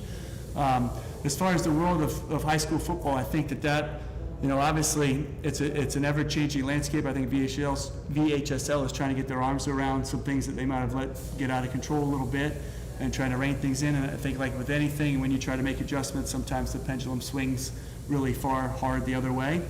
And again, as a program, we're just trying to kind of focus on the stuff that we do. I think it's the same thing we did last year. We tried to really avoid getting caught up in any of the hype and just try to focus on what we're doing and try to insulate ourselves and understand, everything that we want to accomplish is going to be accomplished by us and the guys in the room. Absolutely. Shameless plug that you guys can watch my show. Yes. Absolutely. Yeah, absolutely. Coach, obviously you guys have never shied away from challenges early in the season. You're continuing to play, Stonebridge, Lake Braddock, teams like that early this year. What challenge do you think those teams will just kind of pose to you guys early in the season? And how important is it, do you think, to just continue to challenge these guys with opponents like that, like you have the last couple of years? Well, we kind of made the decision in our program, a little bit ago that we wanted to really, if we want to be a state level team, we're going to have to play state level teams. And whether you get whooped or it's a great measuring stick to see where we need to be as a program. And I think the last couple of years it's really served us well. I don't think that we have had a game that I can recall that wasn't a challenge that we needed to be prepared for. And I think it keeps our guys sharp. I think we talk about being physical. Obviously, all these teams are going to be real physical, so it's a great measuring stick in that regard. I think, we've played Stonebridge for the first game for a long time, and it's always, like I said, we've kind of used it as a litmus test. The first game of the year, you're going to be way different by the end of the year, so there's a lot of things that we can coach up and teach, but that team's always going to be well coached. They're going to have great athletes, they're going to be physical, and they're always going to be a state championship level team. So we can see where we are. We have aspirations and goals. We can get a quick feedback on where we are and what we need to work on, and then we can get back to work the next day. We've never won a state championship by beating them. We've never lost by losing to them, but we've had a great indication of the things that we need to work on and the areas that we need to get better. So I think those challenges are great. And I think, frankly, these guys play high school football to play in front of big crowds. Those are the games you remember, okay, and the tight games. And I think it's just an experience for these guys to play in those types of games, and it's going to be awesome. We know that all those teams are going to be really good. It'll be a huge challenge, but that's why we play. We don't play to beat somebody 40-0. We play to be pushed, to be challenged, and to see how we respond. And that's why we use those early tough games like that. All right, last question. Players, coach, can you just tell us how you've experienced your time out here today? Just give us maybe a quick little what you've enjoyed, what you haven't. I'll help these guys. I'll start, and then I'm going to let them go because I've talked a lot. But I want to say from a program, we certainly appreciate anybody who's covering high school football and promoting high school football and these young athletes. I think, obviously, me and my staff believe heavily in the value of high school sports and what it does for these young men and women and helping prepare them for things that they want to do. Hopefully all these guys get an opportunity to play it as long as they want to play, but obviously they're going to do something else in their life. And I hope that these things that they learn and the skills that they develop will help them move on. And I think anytime we can promote that and anytime we can get these guys in the forefront is very much appreciated from us. So I'll let these guys, anything that you want to add, you're more than welcome.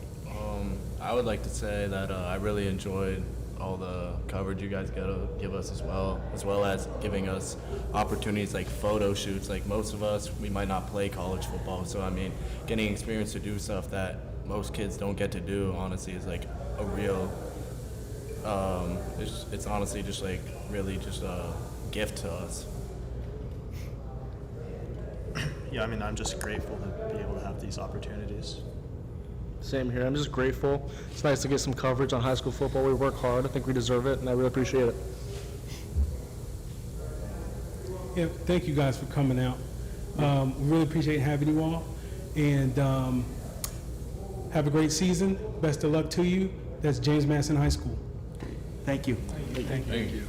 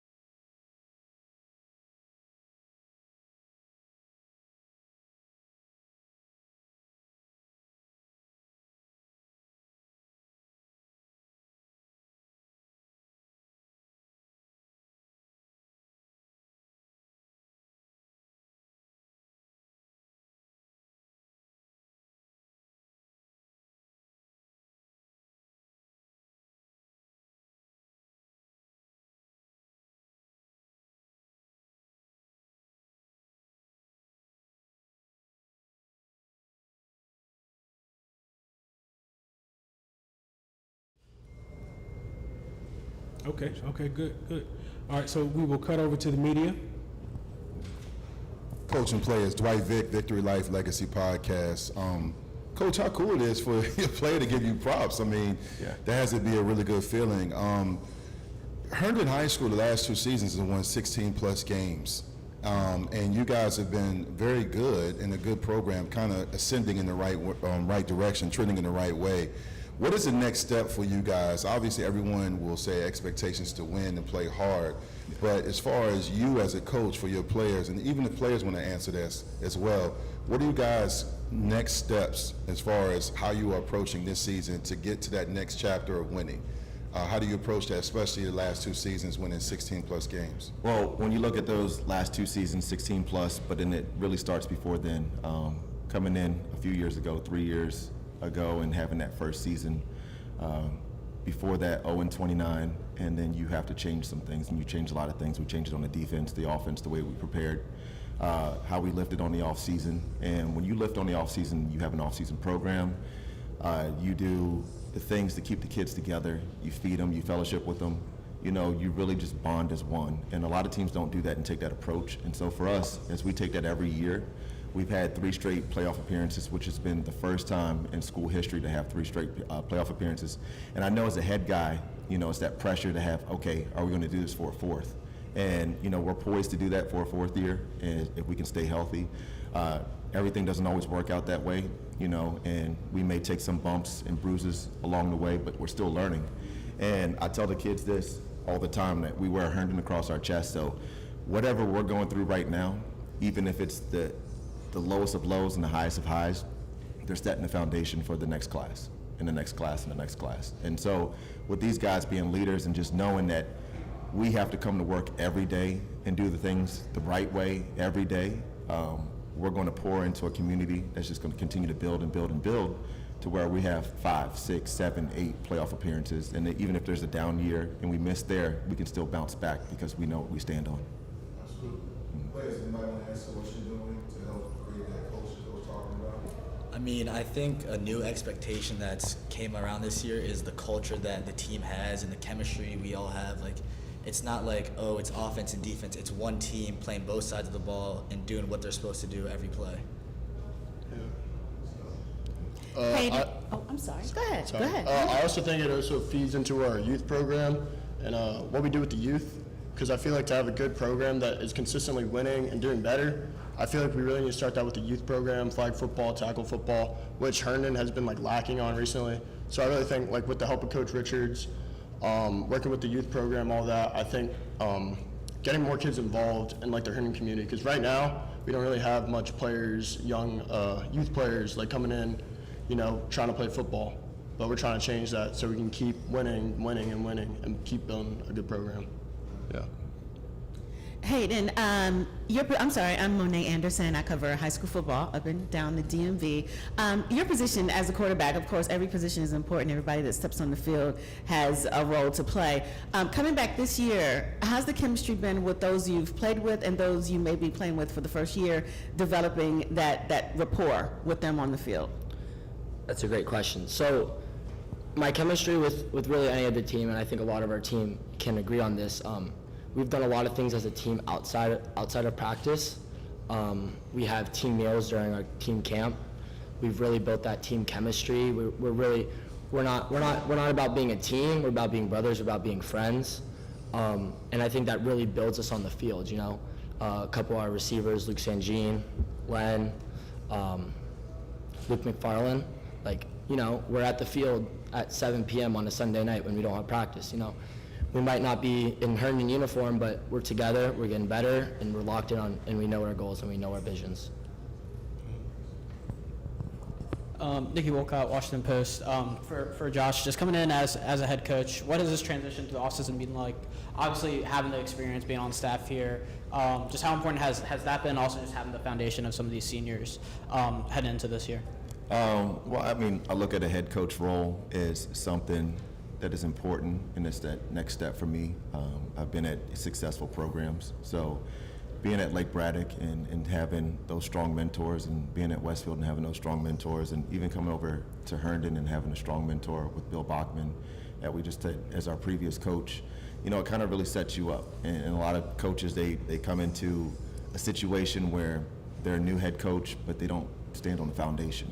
Like they don't have something that they've really learned from. And so when you have that and you can structure a practice, right? They're still trying to figure out how to structure a practice. How do we put a plan together? Like what are our progressions? And when you learn behind those who've done it before you, it makes it a lot easier to step into this role. So you can wear those hats and you can delegate to it, and you can have guys who see the same vision and for you. So for me, stepping into a role is always having the assistant coaches that really care the same way that I care, right? If they mimic me and we hold each other to that same standard, then they're part of my staff. And so first year, I would say the most difficult is finding key guys that are like that, because you'll interview a lot and some of them are me guys and they want their self to be seen in one thing or another, and it's not about the team and what we can do together. So you kind of weed that out. And I think that we're in a strong situation where we can hold that in, and my assistant coaches can help me from day-to-day things to where it's not so much pressure and so much weight on my shoulders. But it's all about how we prepare, and then the foundation of things that I've stood on coming from other places and seeing how it's modeled. Carl Frederick here from Prep Red Zone and All Hitches. This question's for the big man in the back. Nana, you were dominant last year, and I see your recruiting starting to blow up. You wanted to talk about that here and just give us an update on like where you stand with your recruiting? So right now, I'm not really looking into recruiting right now because I'm focused on the season, and I'm trying to do great things this season, hopefully. That's it. And back to Anthony's taking good answer. Coach, I've known you a long time. I remember back when we were back in like 2012 working on that terrible FPYC team together, and you've come a long way since then too. And your name was coming up for a lot of head coaching jobs last year too, before you took the Herndon head job. What was that? This transition with your young family, and you touched on it earlier. How's that been going for you?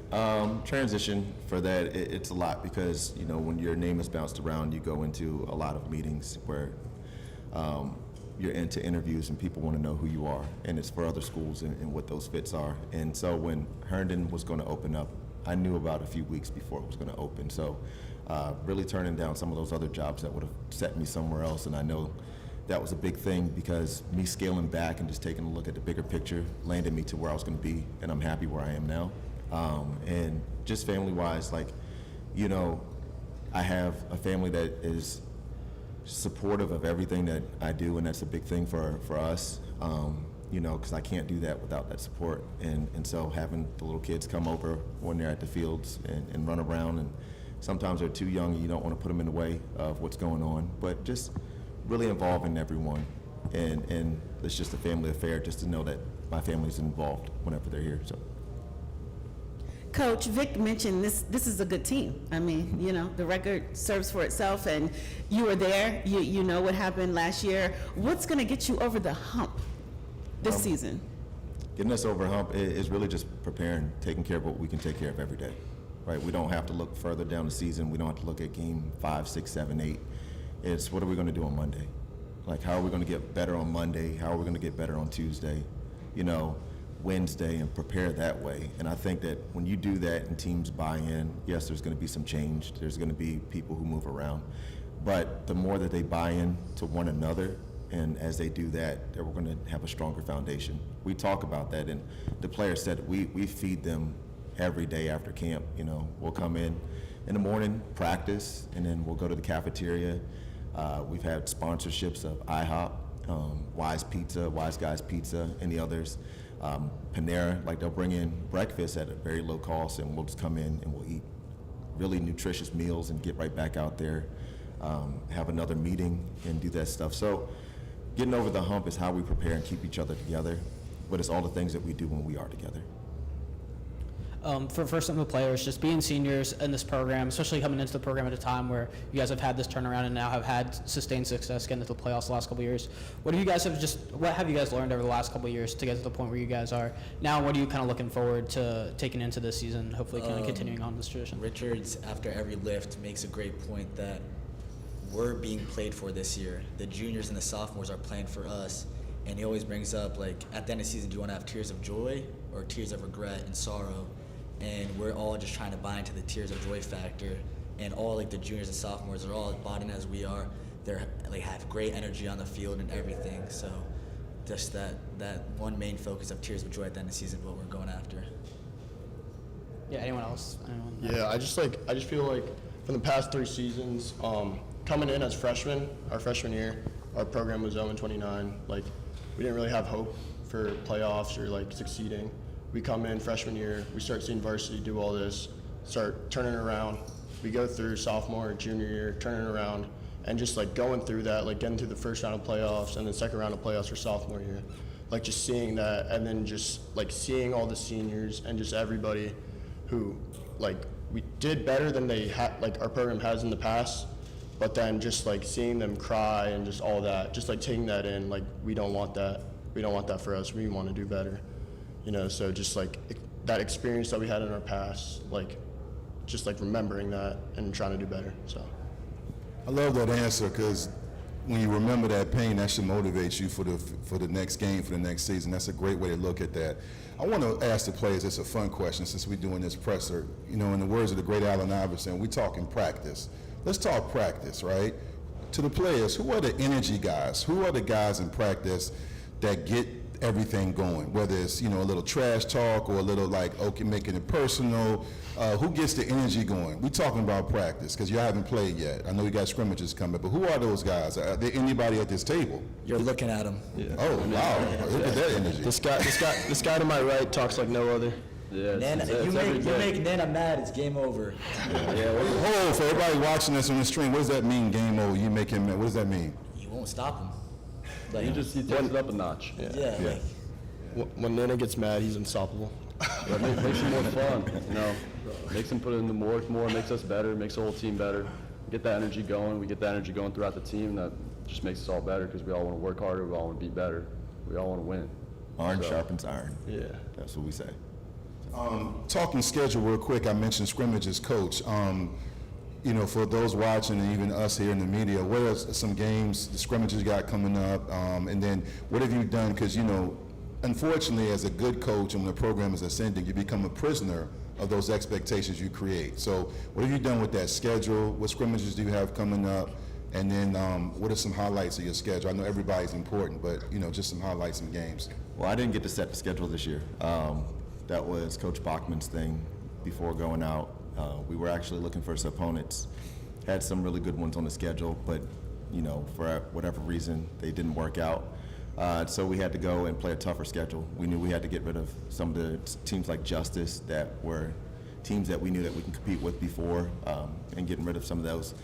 Osborne Park, and even though they're growing right now and they have new leadership and they're kind of doing their thing, like, you know, for us, we had to strive for the next. If we want to get past that first or second round, how do we play some of these teams early on? So we do have Potomac Falls, who is a neighboring school for us, just out in Loudoun. And then we're going to go at Mount Vernon for our second one with the new head coach.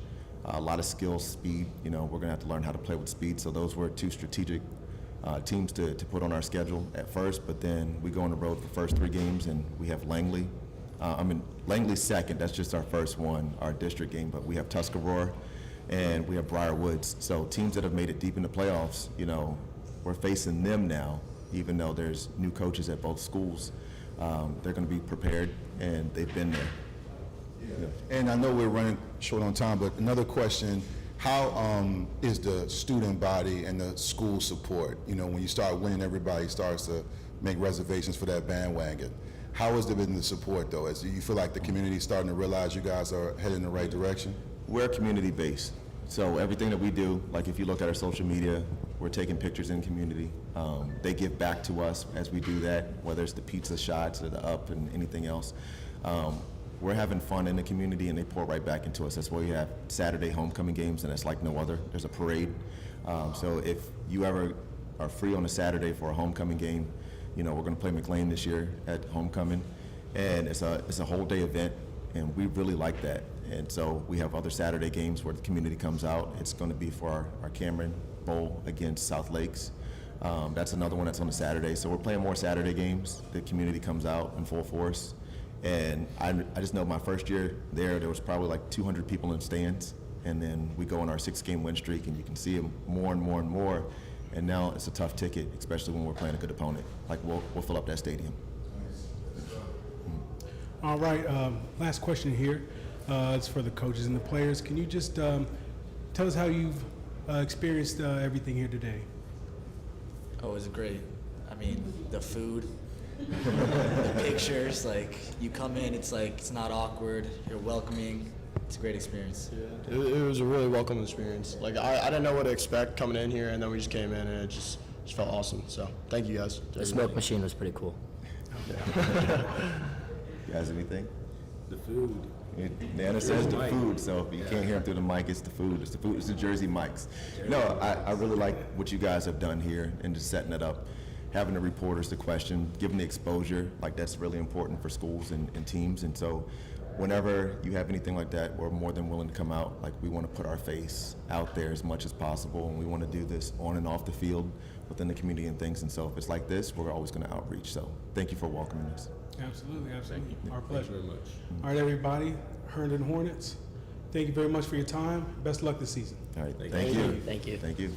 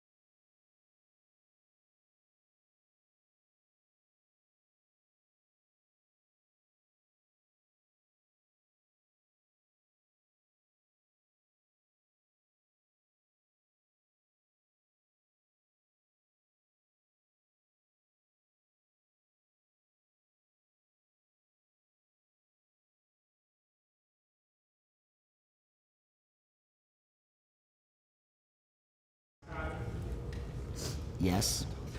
All right, all right. Annandale Adams, you all came out prepared. Coach, if you could just give us an introduction. Yes, I'm Coach Christopher Baggett of the Annandale Adams. This is the 2025 Adams here. I'll let each player kind of say their name, position, and year. My name is Adnan. I play running back, DB, receiver, and I graduated 26. Feel free to grab the mic. Feel free. My name is Nahum Eshete. I play running back, linebacker, and I graduate 2027. Hamza Ball, wide receiver / DB, class 2027. Jeremiah Nelson, receiver, strong safety, class of 2026. Jonathan Cruz, receiver, DB, class of 26. Thomas Niels, running back, class of 2026. My name is Connor Delaney. I'm a receiver, class of 2026. My name is Austin Graham. I play fullback and D-tackle, class of 2026. I'm Noah Plank, quarterback, class of 2027. All right, excellent, excellent. And Coach, if you just want to talk us through the first week, how's that been going and expectations going into the season? Yeah, great first week for us, probably 10 times, 100 times, 1,000 times better than last year. I think coming together as a team kind of placed some emphasis on attendance, accountability, being a great team, and I think we've answered that call every single day at practice this week.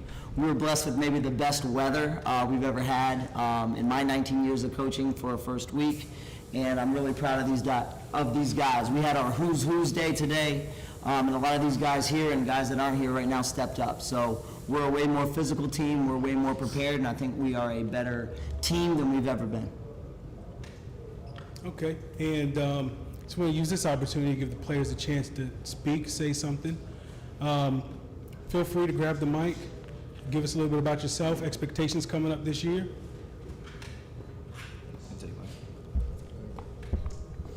Yeah, like Coach said, I think this week went great. I think this group that we have here is a very tight, group, as a family. I think we have a great brotherhood here. But I mean, I'm really excited for the season. And yeah, it's going great. I feel like we got a lot of big things going on. I feel like everybody's really bought into the program. Everybody wants to win. Everybody have a really winning mentality. Okay, on that note, I'll go ahead and cut to our press so we can get some media questions in. Coaching Players, Dwight Vick, Victory Life Legacy Podcast. Coach, you guys came in with a lot of energy. You might be the deepest team that we've had today, and then a couple of you guys had helmets on, so I didn't know if we were going to scrimmage in here or not. Ready to go. I was getting ready to go to my trunk and get my helmet. I keep my helmet and pads with me. But on a serious note, you talked about this has been the best it's ever been. 19 years of coaching is nothing to sneeze at. That's a lot of experience and insight. When you talk about coaching, and I know you know this, there's always a life lesson to be learned, whether you win or you lose. As you approach this season, you guys just getting started, you have your whole season ahead of you this year. What have you taken from those previous years and applied it to some things you're going to do differently as a coach? The players are always learning, but so are the coaches. And what approach do you have this year with that mindset?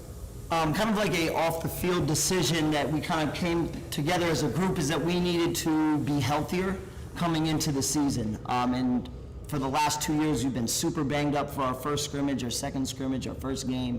So one thing I've done is we're still practicing in the morning, but on Wednesday and Friday, they didn't have to come in until 9 a.m.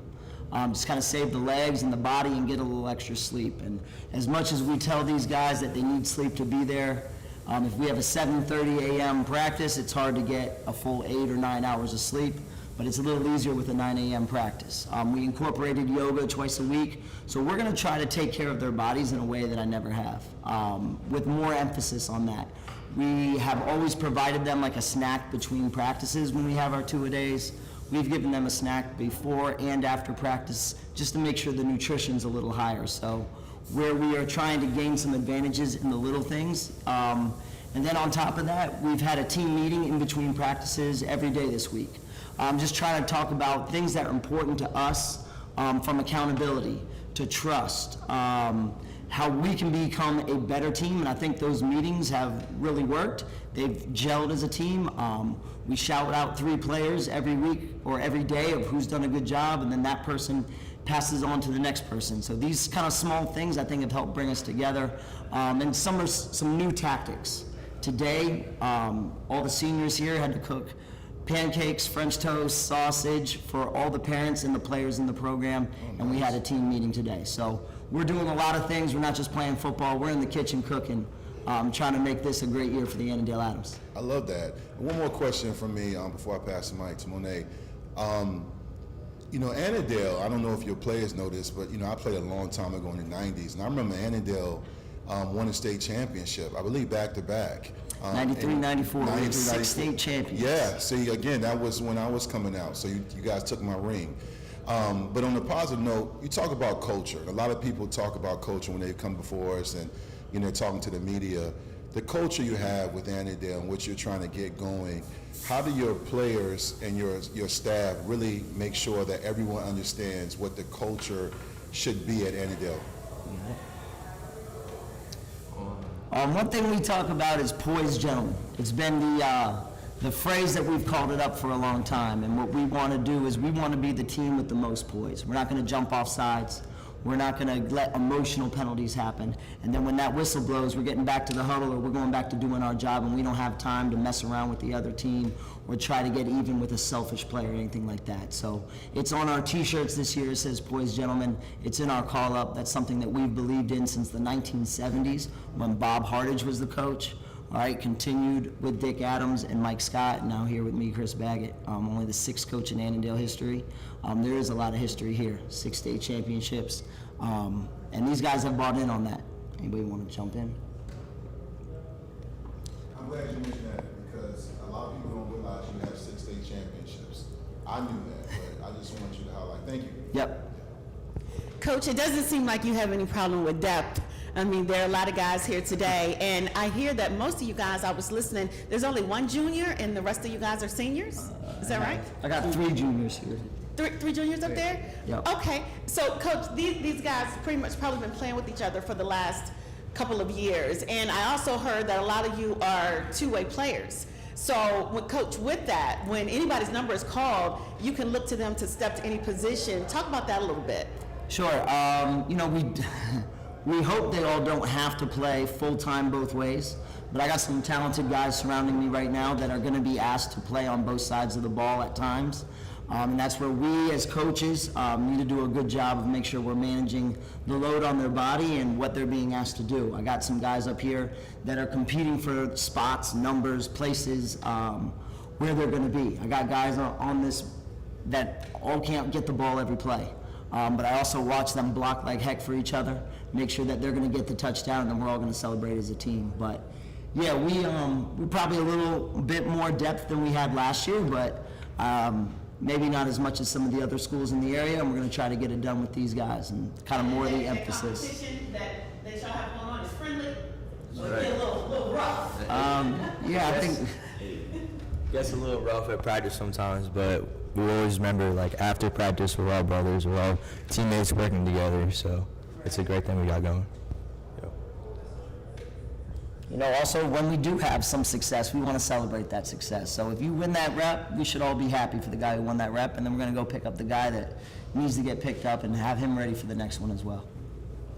Nikki Wolcott, Washington Post. Chris, I was just kind of curious. I know even in the preseason form that you filled out, thanks for that, you mentioned kind of just the legacy of Annandale and just how you've seen these guys kind of continue to grow over the last couple of years.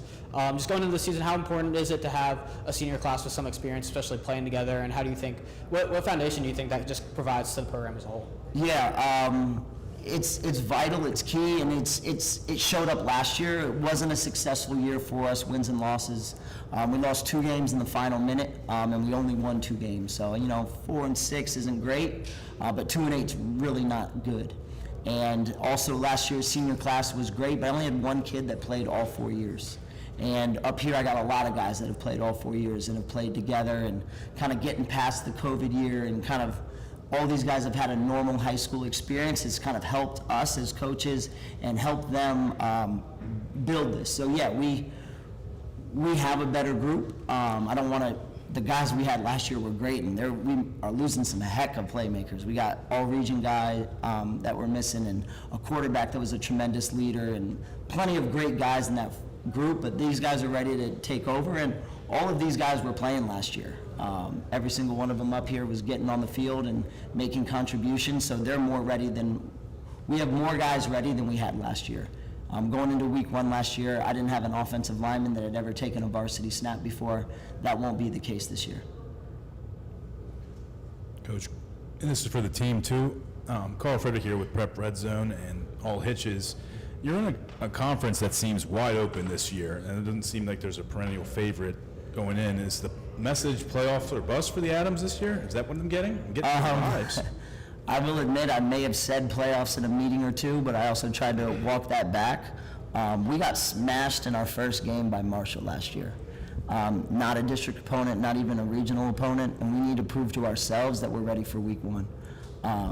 It was an embarrassment last year, and I think we need to prove that that will not happen again before we can think about any districts. Jump in, Jeremiah.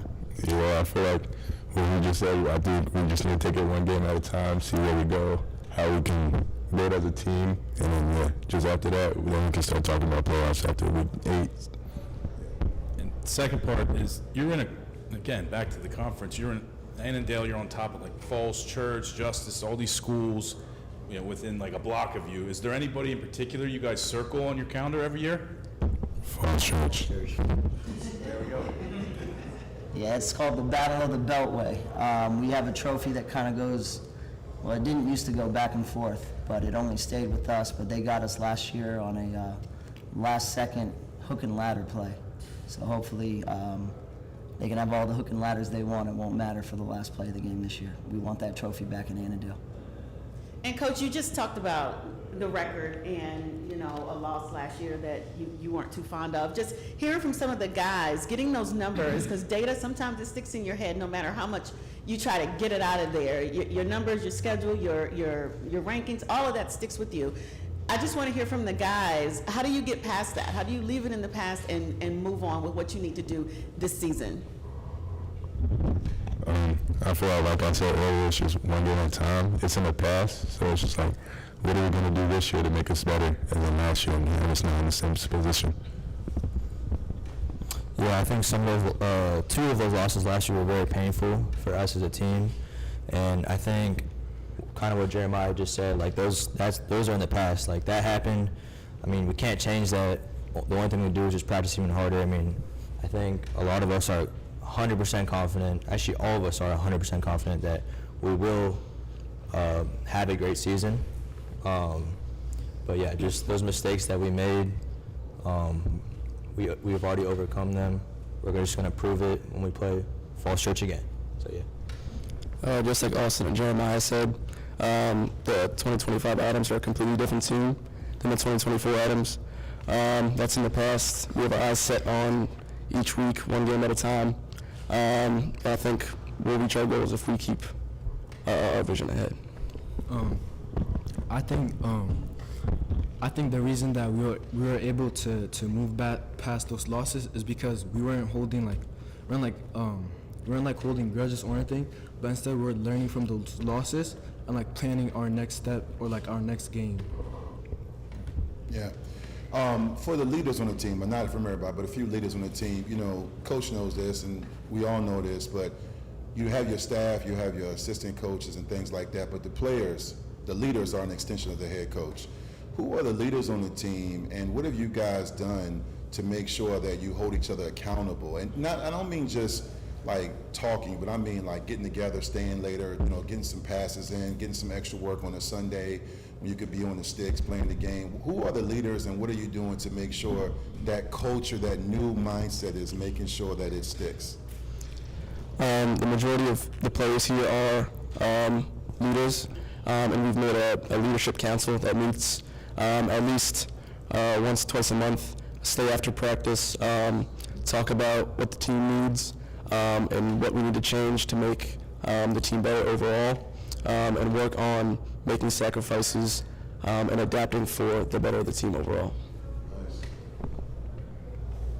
Also say right over here over my shoulder is our team captain, Austin Graham.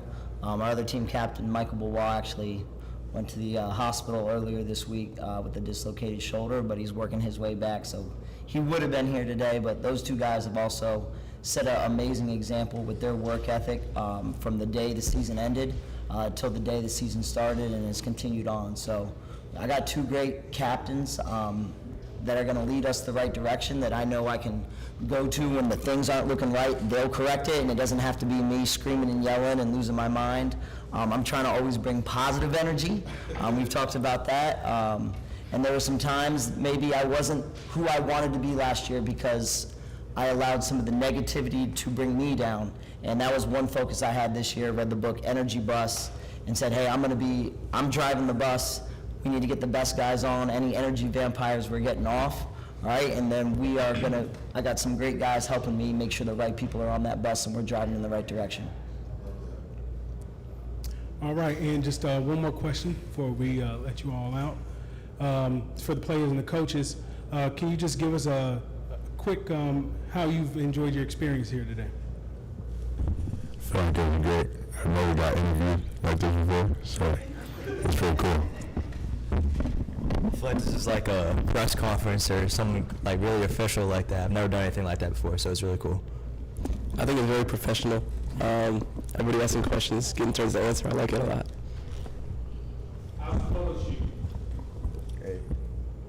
That's happening. So that's what they were most worried about. They weren't too worried about the questions and come up with great answers or anything like that. They just wanted to look good in the pictures. I mean, look, we appreciate you all's energy and coming out here and being ready like you are.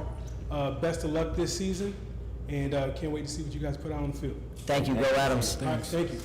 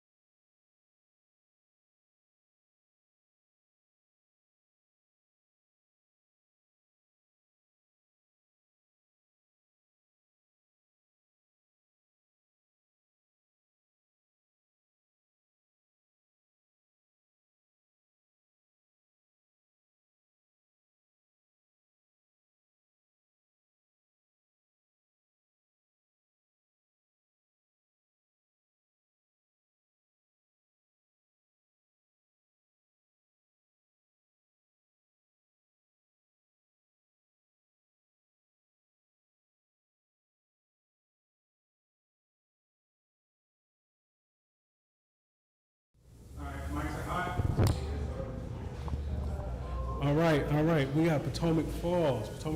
Thank you for coming out, everybody. Coach, if you want to just give us a quick introduction. My name is Coach Yao Adu, second year Potomac Falls High School. Josh Ramos, class of 2027, wide receiver DB. My name is Ian Jackson, class of 2028, left tackle. My name is Jimmy Frickman, class of 2026, linebacker. Perfect. Now, Coach, if you just want to give us a quick walkthrough of how the off-season's been leading into week 1 of training camp just now and expectations coming up for the season. Yeah, off-season's been very good to us. I think we had a really good off-season so far. Started back at the end of January, right after Martin Luther King Day. We pretty much just been rolling since then. We've had a couple weeks off in between that time, but it's been very good. A lot of guys gotten a lot stronger in those metrics that we are able to track. We've had guys break the squat record in the school. We've had 2 guys hit 500 this year in the squat, which is very good for our program. Had multiple guys bench over 300 pounds this year in the program, and those weren't things that they've done there recently in the past, so having that ability for our guys to hit those numbers has been very good. We had a really good speed and training this offseason also. Had some guys drop their 40 times a bit, so in all those aspects we've been able to get bigger, faster, and stronger like every team is pushing to do in the offseason. So for us to be able to track that and be able to show that it's been very good. Did very well in 7-on-7 throughout the summer also. Able to pull out some wins and a lot of great learning experiences for our guys. More ability for them to be with each other and bond together through the sport of football. And then this first week of training camp's been very good. I just got done with our Saturday practice right before shooting over here. So our guys were able to have our first annual, like we like to call it, our black and gray scrimmage.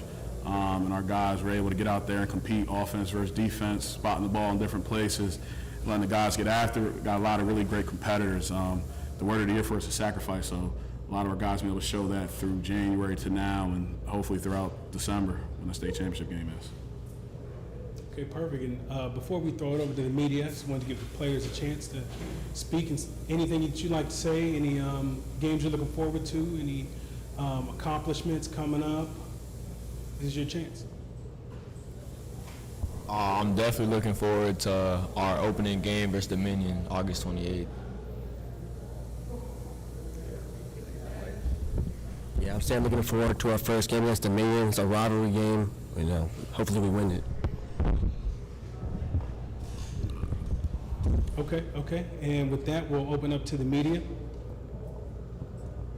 Coach and players, Dwight Vick, Victory Life Legacy Podcast. Coach, you said this is your second year. But during the break, I was just reminiscing about when I was an assistant coach years ago in 2008. I was coaching over at Parkview. I coached O-line, D-line. That was a long time ago. And I was introduced to Loudoun County. I wasn't familiar with it, being a guy that grew up in the Tidewater area. Loudoun County is an interesting county because it is Northern Virginia. It's in between Fairfax and Prince William. And it's a huge county. I feel like they're always building a new high school. But at the same time, I feel like Stonebridge, so to speak, and a little bit of Briarwoods have kind of cornered the market. And everyone else is trying to fight for a piece of that table, to get a seat at that table. You coming in your second year, and you're talking about some first-time personal record breakers with squats and benches and things like that. What are you doing to make sure these guys create their own culture and get a place at that table? Not just the typical, we're going to work hard, but just some things that make sure that you put your stamp on the program as a head coach. So going into the job, something that a lot of people don't realize is since 2000, Potomac Falls has put the second most guys in the NFL to any school in Loudoun County.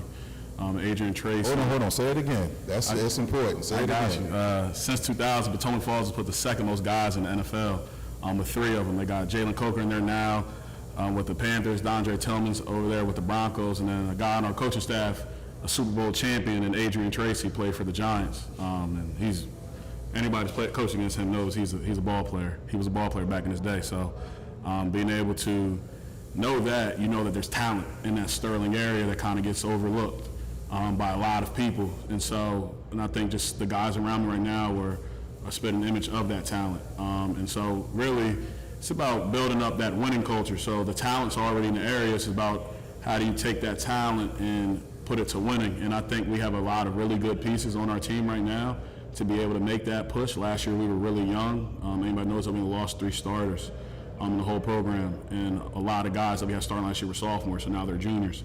So I think for our guys, the biggest piece is, and I talk with my coach staff with it, is you can build whatever culture you want or try to build what you want, but at the end of the day, it's going to be marked beginning through winning. Like, you want to build more kids in the program. In today's day and age, it's social media. Kids want to win because they get to post that on social media. So you got to kind of build it through winning and build it through the right words. So we, like I said, our word of the year is sacrifice. Other things you look at is toughness, unity, focus, and finish. Those are another 4 words. So they're those 5 base words for our program. We're definitely trying to build the culture up. You mentioned culture, and you talking about your staff. How has the student body, the AD, the principal, just that community around Power 4, how have they supported you in your program? They've been amazing to this point. Coming in, we were missing a lot of things that I've had in the past at other places I've coached. And since I've gotten in, we were able to get that. We've gotten new jerseys, new purple jerseys they have on, new white jerseys, new black jerseys. We've been able to get things for us to use at practice. They allocate great communication for us to be able to get the field for when we need to practice in the season and in the off season. We have a new principal this year. She's been great. The first thing she said coming in was, let's win some football games. She's a really big sports fan. I think she's going to be very good for the school in general. I also work in the school, so I think she's going to be very good for teachers as well. But in the aspect of football, she said she's a huge football fan. She can't wait for the games, but she wants to win, so that's going to be my plan. So, but the community's also been great. Like today, like I said, we had our black and gray scrimmage, and the parents are in the stands, and kids are getting popsicles after the game, getting some pizza after the game. So it was great. The community's been great. The AD has been great. The admin in the building has been great. A lot of them are been around for a while at Potomac Falls or in the Sterling area, so they just kind of want to see that light shine through the football program. Coach, I heard you start off, you talked about the weight room, and you certainly brought the muscle with you today. So you must definitely be into that strength part of things. Talk about the trenches and what that will mean to your quarterback this season, to your entire team this season, and winning. And how do you look? Are you good there? How's your depth? So I was a defensive tackle, so I'm a big defensive guy, like I like to say to my guys all the time. I played defensive tackle in high school and college, so I'm all about the trenches. I think I've done some really good jobs with my hires there. Last year I have Coach Pete D'Souza coaching the offensive line. He's coached at Wise. He was a state champion at Wise before he came over and helped us. He's coached at DeMatha. He's won WCAC championships there. Played at DeMatha, won WCAC championships there. Played at University of Maryland. So he's amazing for our offensive line. As you can see by our left tackle right here, how he's looking. And then my defensive line, I have Malik Crow, who's an alumni of the school, and Adrian Tracy, who's also an alumni of the school. 2 guys who also played in college. So I think you start with the coaching, and then you got the guy. You get what you get in Virginia, especially with all these rules that have been in place now. And I love what I got. I think we have a good base on both sides of the ball. I think we have some good rotational guys that are growing and learning throughout this time period of the off season. So I think the number one thing is protecting our quarterback. I really have a lot of faith in our quarterback this upcoming season. I think he can be really good for us, but he can't do much for us if he's not on his feet. So definitely keeping him on his feet, giving him the ability to throw the ball around the field, be able to move around and make some really good plays for us on offense. And then I think we have a really good linebacking core, and the best thing your linebackers can do is be free and not be touched. So I think we have a really good D-line. They'll be able to rush the passer and stop the run, so our linebackers can have the ability to flow into the run and make some really good plays for us. And you just talked about the quarterback position. A couple of our teams today, they're actually competing for that quarterback spot with 2 or 3 other players. So you're looking pretty solid in your quarterback play. You're set. AJ Pulowski is our starting quarterback. He's our quarterback 1. He was a quarterback 1 last year. He's a rising junior. He'll be a quarterback 1 for us again this year. He did some really good things for us last year. And he's had a really, really good offseason. He's throwing the ball a lot better this offseason compared to last year. And anybody knows him knows he's a really good athlete. Started on the basketball team as a sophomore. So he's primed to have a really good just year in general. Coach, I know you mentioned just the amount of young talent you have and the amount of sophomores, freshmen, and juniors you played last year. Just how have you seen this group continue to grow, and what's it like now going into your second year? Also, a lot of their second years playing together. I'll kick this question to the players after, but how has that experience you think helped them, and have you seen that kind of come to fruition so far this offseason? Like I said, one of our main words is unity. I think that they've grown together. I think that the off season is a great time to build together, a great time to mold together. You play better when you're playing with somebody you love, and I think that's just about life. So a lot of our guys, and they're learning to love each other. That first year, it's tough, right? You're going on the field, right? You're getting hit a lot. You're getting your teeth kicked in a bit, right? So it's hard to learn that, but I think through the growth they've had this offseason and through a lot of confidence building that they've done, they've been able to grow and then to grow together. So I think that them building together is going to be really good for us upcoming season. And then for each of the players, just having now at least one full year of playing together, and also just a full off season where you guys have kind of continued to grow. Just what has it been like, just kind of approaching this off season, now having that kind of mindset and also knowing that you have another year or 2 or 3 years to continue growing as a team? I feel like this year just showed us what we really need to do to get to where we want to be. And so this offseason's really just been of getting to where we need to be. Like, he was talking about unity. Like, our team is starting to get really close. It's been to the point where you see one person, there's another football guy right next to him. So I feel like that, just moving forward, is just going to bring us all together, and we'll just keep it going. As for coaching the players, Carl Frederick here from Prep Red Zone and All Hitches podcast as well. Give a listen, cheap plug there. But first question, it seems like you have some younger representation for your leaders this year. And this is for Josh too. Josh, you've played really well these last couple of years. Are you taking on more of a leadership role this year? Yes, sir, of course. I believe I had a decent leadership role last year, so I'm only looking to make it higher and higher. Second question. So Jimmy was the first one to break the 500 squad record. Who's the other player? Luke Hable. They broke it the same day. Same day? Oh, yeah. And how's it been for you, Jimmy? And you've been playing this game and been a leader for this team for a couple of years now. It seems like this sole senior leader, if I'm correct on that. How's that been for you? Yeah, it's been good. Just building team's chemistry by showing up to every lift, making sure everyone's here on time, stuff like that. We have another senior leader, Luke Hable. He's just not here with us today. But we have good senior representation and leadership throughout our program. Like, we have Jimmy Frickman, we have Luke Hable, we got Jashawn Williams, we have Andres Austin. All guys that were able to play for us last year and that guys look up to in the program. Coach, and when you said you played, I knew you look like one of the defensive tackle linemen I used to have to hold, coming in that 3 technique. You're giving me flashbacks. But on a serious note, Ian, you're hearing from Maryland, UVA, ODU, and some other schools. Does Coach ever jump in with you guys when you guys are doing drills? And I know it's business, but does he ever jump in with you guys or give you feedback, or he's just your position coach? I've tried to get him in there a couple times to work against him, get better at my game, but nah. Yeah, Coach. Given that you no longer playing your coaching, but you have that playing experience, is it hard? Because sometimes I've seen where coaches will play at a high level, and your staff has that experience. Sometimes it's tough to connect because for you understood what it took, and you're still not trying to teach that. How do you bridge that gap between your generation and the players now? Not so much showing them when you play, but just connecting with them. Is it TikTok videos? Is it hanging out after practice? What are you doing to connect with your players? My kids know I'm not the biggest fan of TikTok, but honestly, when I got hired, I was 25 years old. I'm only 20. I was 25. I turned 26 before the first season, and now I'm 27. When I was an interim head coach, I was 23 years old. So over in Northwest in Montgomery County, Maryland. So I've always just been able to relate. I think that it helps that a lot of the guys in Sterling and me they all kind of come from, it's kind of a mosh pit of different cultures and ethnicities in that area, so I think that helps a lot. I'm not too much older than these guys. Like, I'm about 10 years older than 10 or 11 years older than the youngest one, so yeah.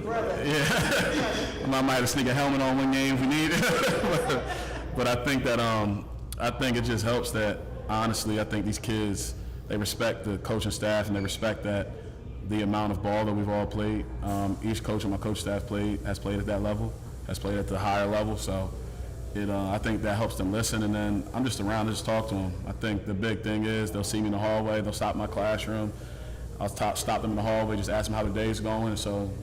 I think the big thing is that even as people say these generations change, that nothing's ever changed. That if a kid knows you care, they're willing to give you more. So I think that the big thing is these kids know we care. So I don't think that it matters that Coach Jackson is the oldest coach and he's, I think, in his 50s, or that I'm the youngest coach as a head coach and I'm only 27. So I don't think that none of that matters, that because they know that from the oldest coach to the youngest coach that we all care about them.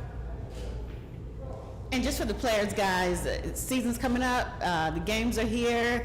Who circled on your calendar? What game do you really want? I mean, me personally, I have our first game, our rivalry game, Dominion. I have that game circled. Okay. You can keep going. Mills, I know we heard Dominion earlier. Are there any other games you all looking forward to? Homecoming? I'm looking forward to Stonebridge. I heard they got better. I'm trying to compare myself or see if I'm better or just compare myself to last year so I know that I've gotten better. Good barometer. All right, and last question before we get you all out of here. Have you enjoyed your experience here today? This was Yes, fun. sir.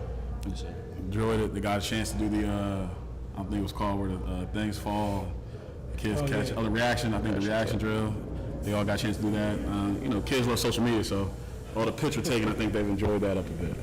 Absolutely, absolutely. We appreciate having you all out today. Thank you for coming. Thank you for supporting. And best of luck this season. Thank you. Potomac Panthers, everybody. Potomac Falls. Panthers, my bad.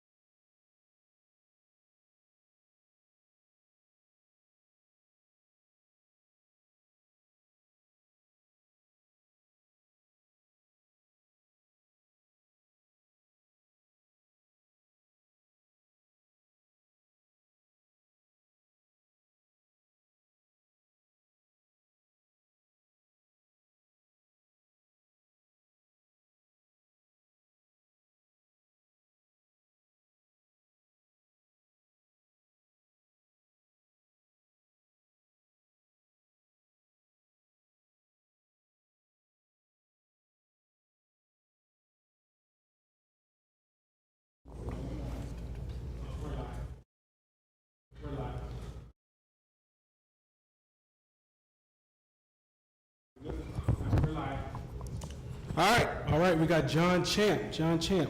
Coach, can you give us an introduction, you and the program, please? All right, hey, good afternoon. Lee Carter, head football coach, John Champ High School. We're located in Loudoun County. That'll be Aldie, Virginia. Got some of my seniors with me, some of my team captains, some of my team leaders. We're excited to be here. Just want to say thank you to you all. Let these guys introduce themselves.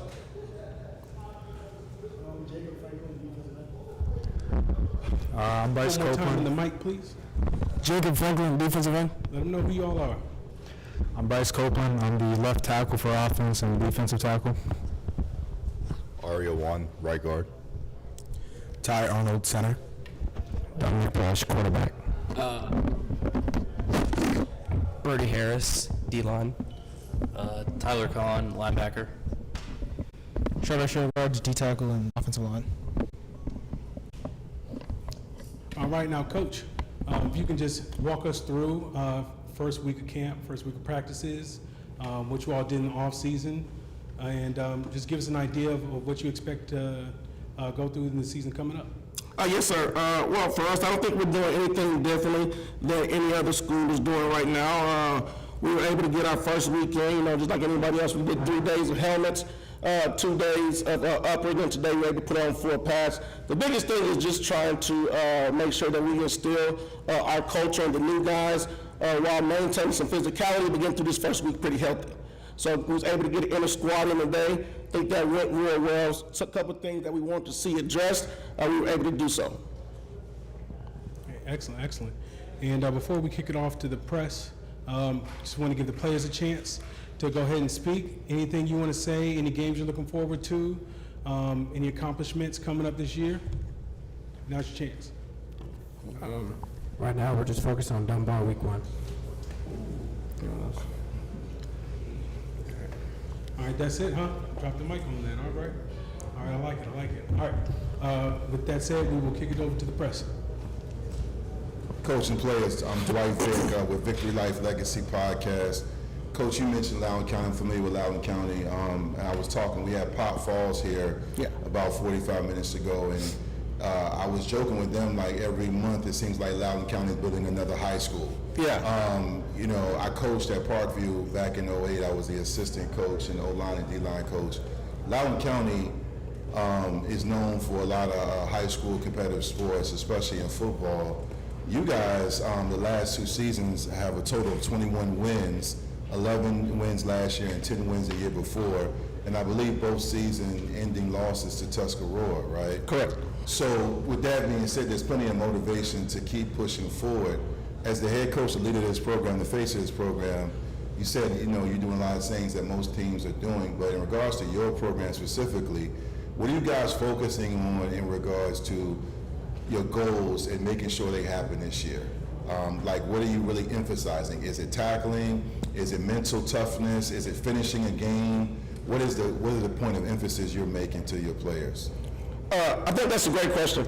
I would say the biggest thing for us is just getting comfortable being uncomfortable. In Loudoun County, it's a very affluent area, and sometimes a lot of people don't want to have to go out there and put the grind in or do things that you normally wouldn't have to do. But I'm blessed to be with some guys who don't mind rolling their sleeves up, going to work. And I think the biggest thing for us getting ready, it wasn't so much of the X's and O's, because I have a great staff who takes care of the X's and O's, but our thing was getting us outside of Loudoun County and getting us some very competitive games that would prepare us for those deep playoff runs.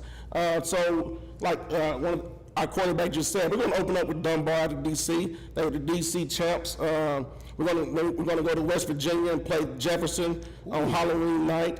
We got Stafford, who I believe was like 11 or 10 wins. Yeah. So, we're going to play them. And it's going to be tough early on, but I think in the back end, it's going to have us ready to make that, that playoff push that we've been needing. So we've been breezing through the season, getting in the playoffs and struggling a little bit. So I think if we can challenge ourselves early, it'll benefit us late.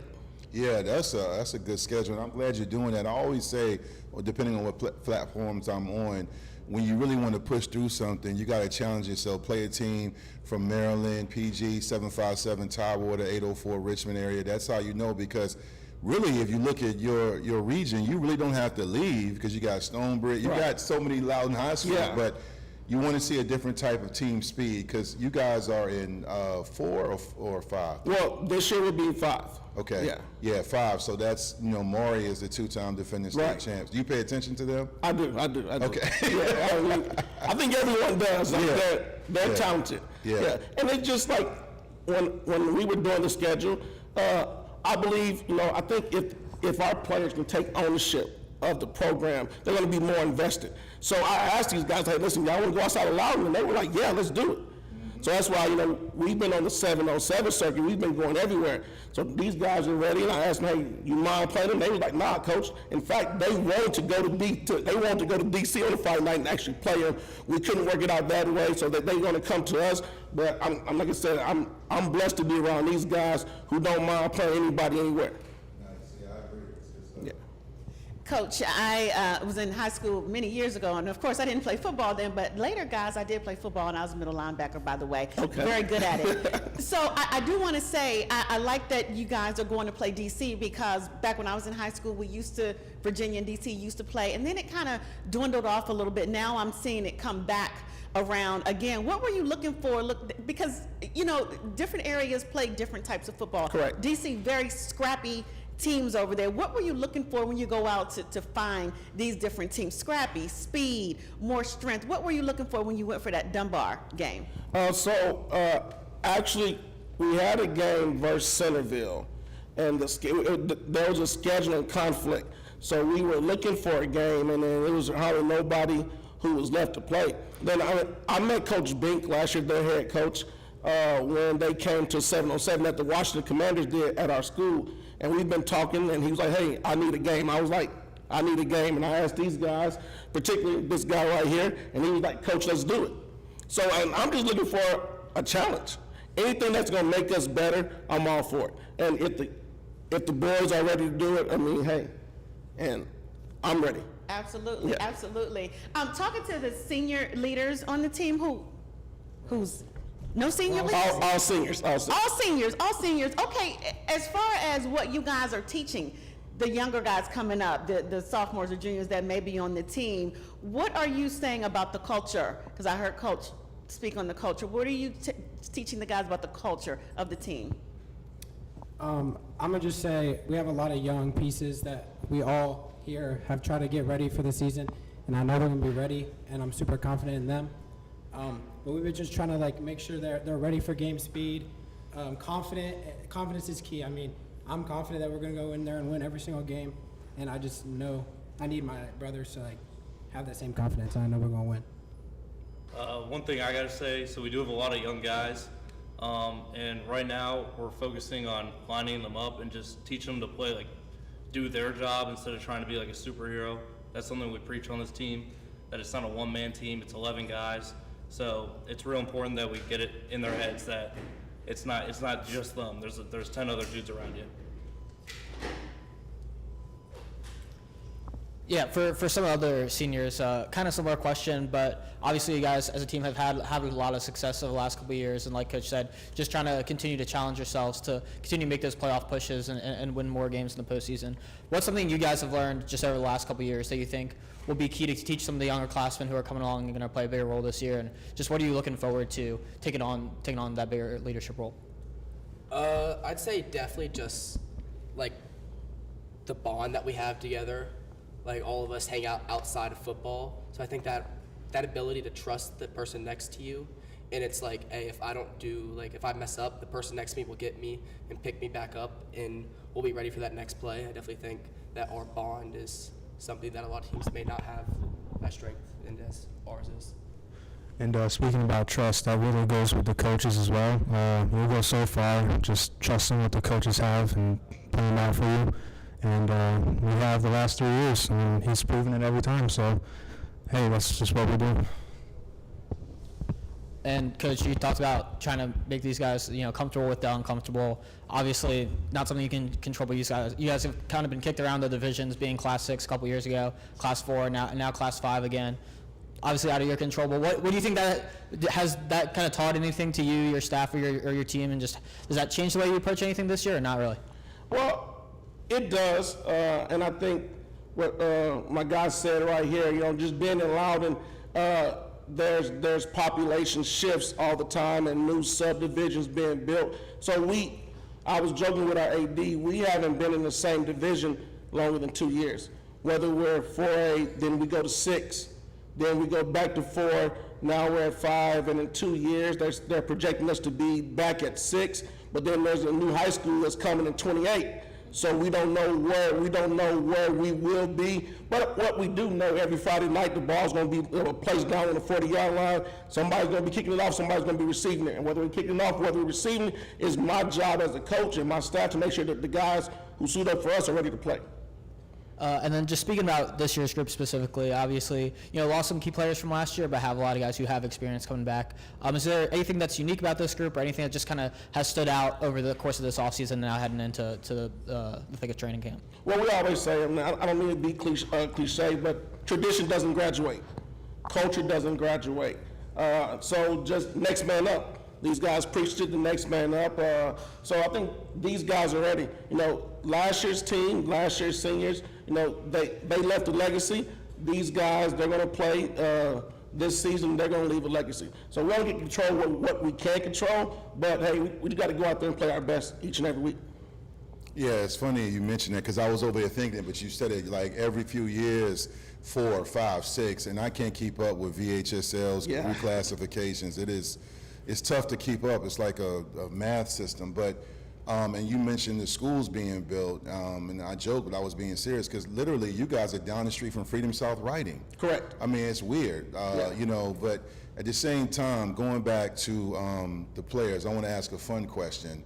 Who is the face of the program when it comes to personality?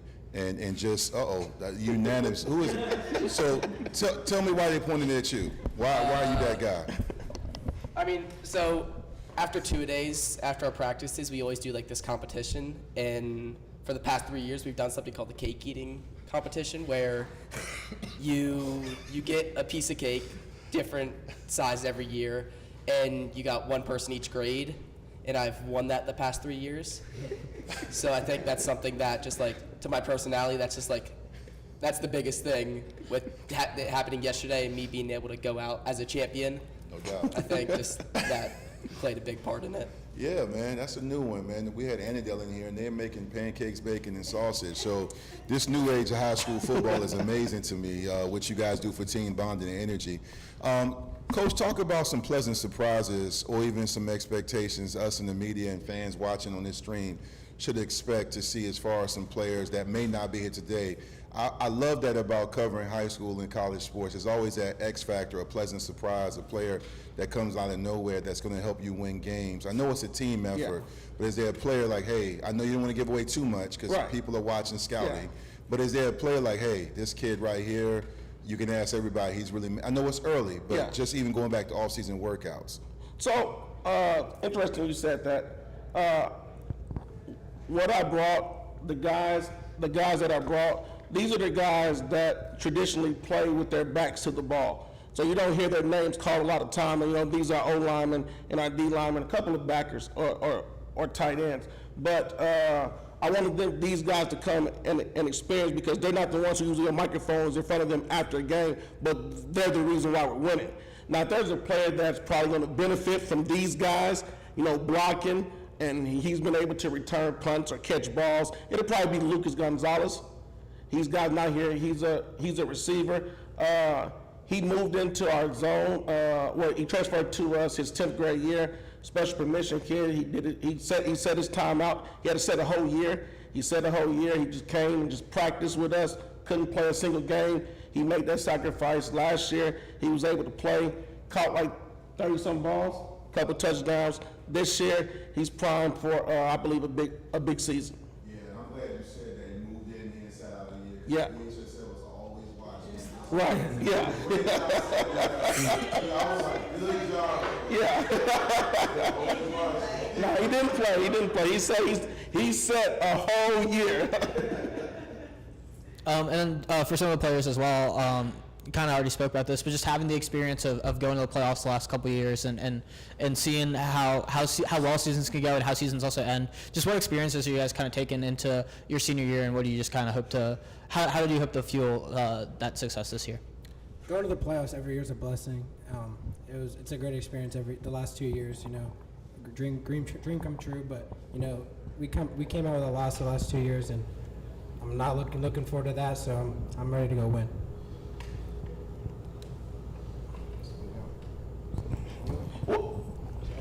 Well, I think the challenge would be, when these guys were freshmen, we were in 6A, and we lost to Freedom. We ended up going and winning the state championship.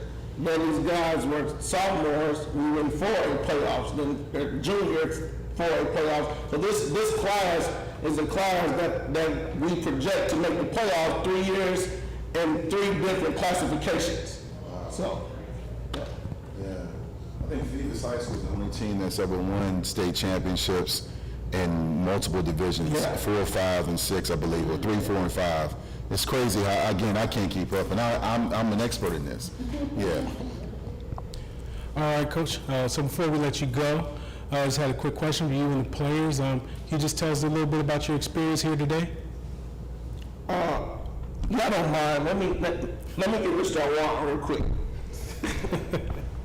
Honestly, I'm just glad I'm here, glad I'm with my brothers, glad we can explain our tradition, our culture, what champ is, our experience in playoffs, and just glad we can explain all of this.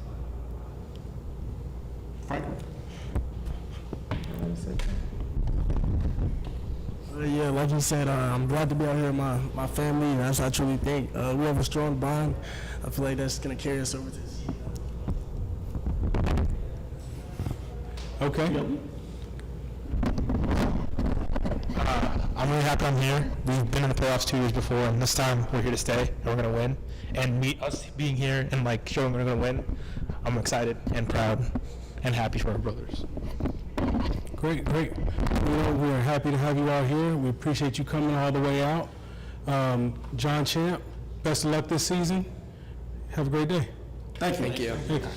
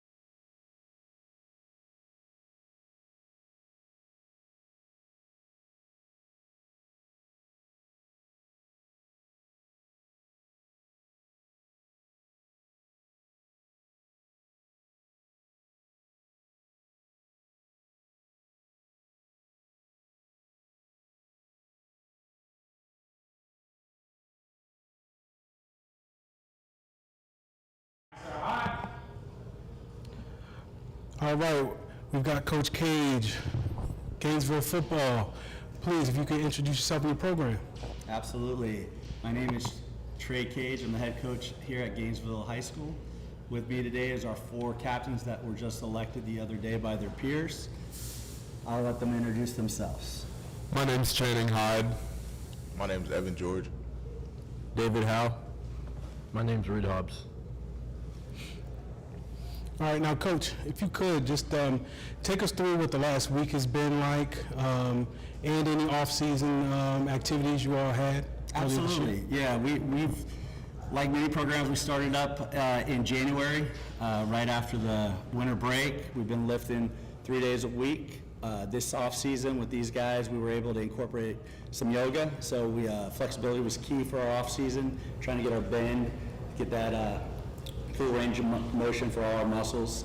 I think the kids, you have to ask them, but I feel like it was a real positive experience for them and something we're trying to keep going throughout the season this year as well, in season. Outside of that, this past week has been our 2 days. Most of our coaches on staff are non-teachers in the building, so we went later. So doors open typically around 3 o'clock, meetings from 5 to 6, then out on the field from 6 to 9, 9:30, depending on how things ran. So long days for us, but I think the kids really picked up a lot of things. The last part of before 2 days, our summer workouts, we started doing some installs, which transitioned over to our first week of 2 days. And I think the kids are doing a really good job of picking this up. Nuanced stuff that we put in on offense this year that are changes from last year's offense. Defense is the same, but overall the kids have bought in. They're working really hard, and I'm pleased where we're at after today. Today culminated our end of 2 days. We had our black-red scrimmage. This morning early, kids reported at 7 a.m. On the field at 8, and we'll probably wrap up around noon. So it's been busy, but overall, we're healthy and we're ready for the season. Okay. And before we kick it over to the media, just wanted to give the players a chance to say anything they like, any upcoming season accomplishments you're looking forward to, any matchups. Floor is yours. Also, you don't have to say anything. I'm sure they'll get to you. All right. We'll go ahead and kick it over to the press and let them ask you a few questions. How you doing, Coach and players? Dwight Vick, Victory Life Legacy Podcast. Coach, I had you last year in the other media day, and your players, and we talked. One of the goals was kind of, you guys like finishing what you started. Gainesville football has been a program on the rise in regards to just every year you guys continue to produce a lot of talent, and you get better and better. It's interesting the proximity with Patriot and you guys right there. A lot of your players, along with the Battlefield Wildcats, grew up together playing against each other. A lot of them are friends. I find that like very interesting and weird because there's also a rivalry there with all 3 schools. Last year you had some dynamic players. I'm a big fan. I've gone on record and saying I thought Colton Kilmer was arguably one of the best quarterbacks in the state. I thought he was under-recruited, and I'm a big fan of him and his family. I also knew Colvin since he was 6 years old, track star, football player. He was small, but he really packed a big punch, was running hard. You had some good linemen, some other players, including the players you have here now today. With that being said, how do you really kick down that door to win that district title? Because it's between, again, Osborne suffered an unfortunate situation, but they got talent. Unity Reed's kind of in transition. The Cedar Run district is, to me, the better district in our county, but the region features 19 teams. So you can get to the Cedar Run, you got Colonial Forge and other teams waiting for you. Gainesville's been right there. How do you, as a leader in the face of this program, get your kids to kick down that door and get that district title? Great question. First of all, I agree with you.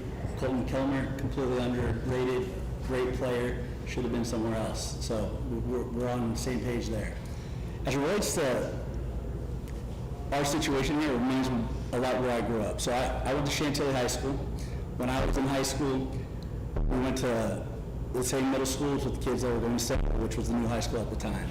And also on the other side, you had kids going Chantilly, but we're going with kids that went to Oakton High School. So I have a real similar background with our kids here, and I think it's a great cross-section of families in the community at Gainesville. You'd have to ask them, but like, you're exactly right, where I'd say the word rivalry, where past tense was more of a true hatred almost for somebody, right? Like you did not like those people, right?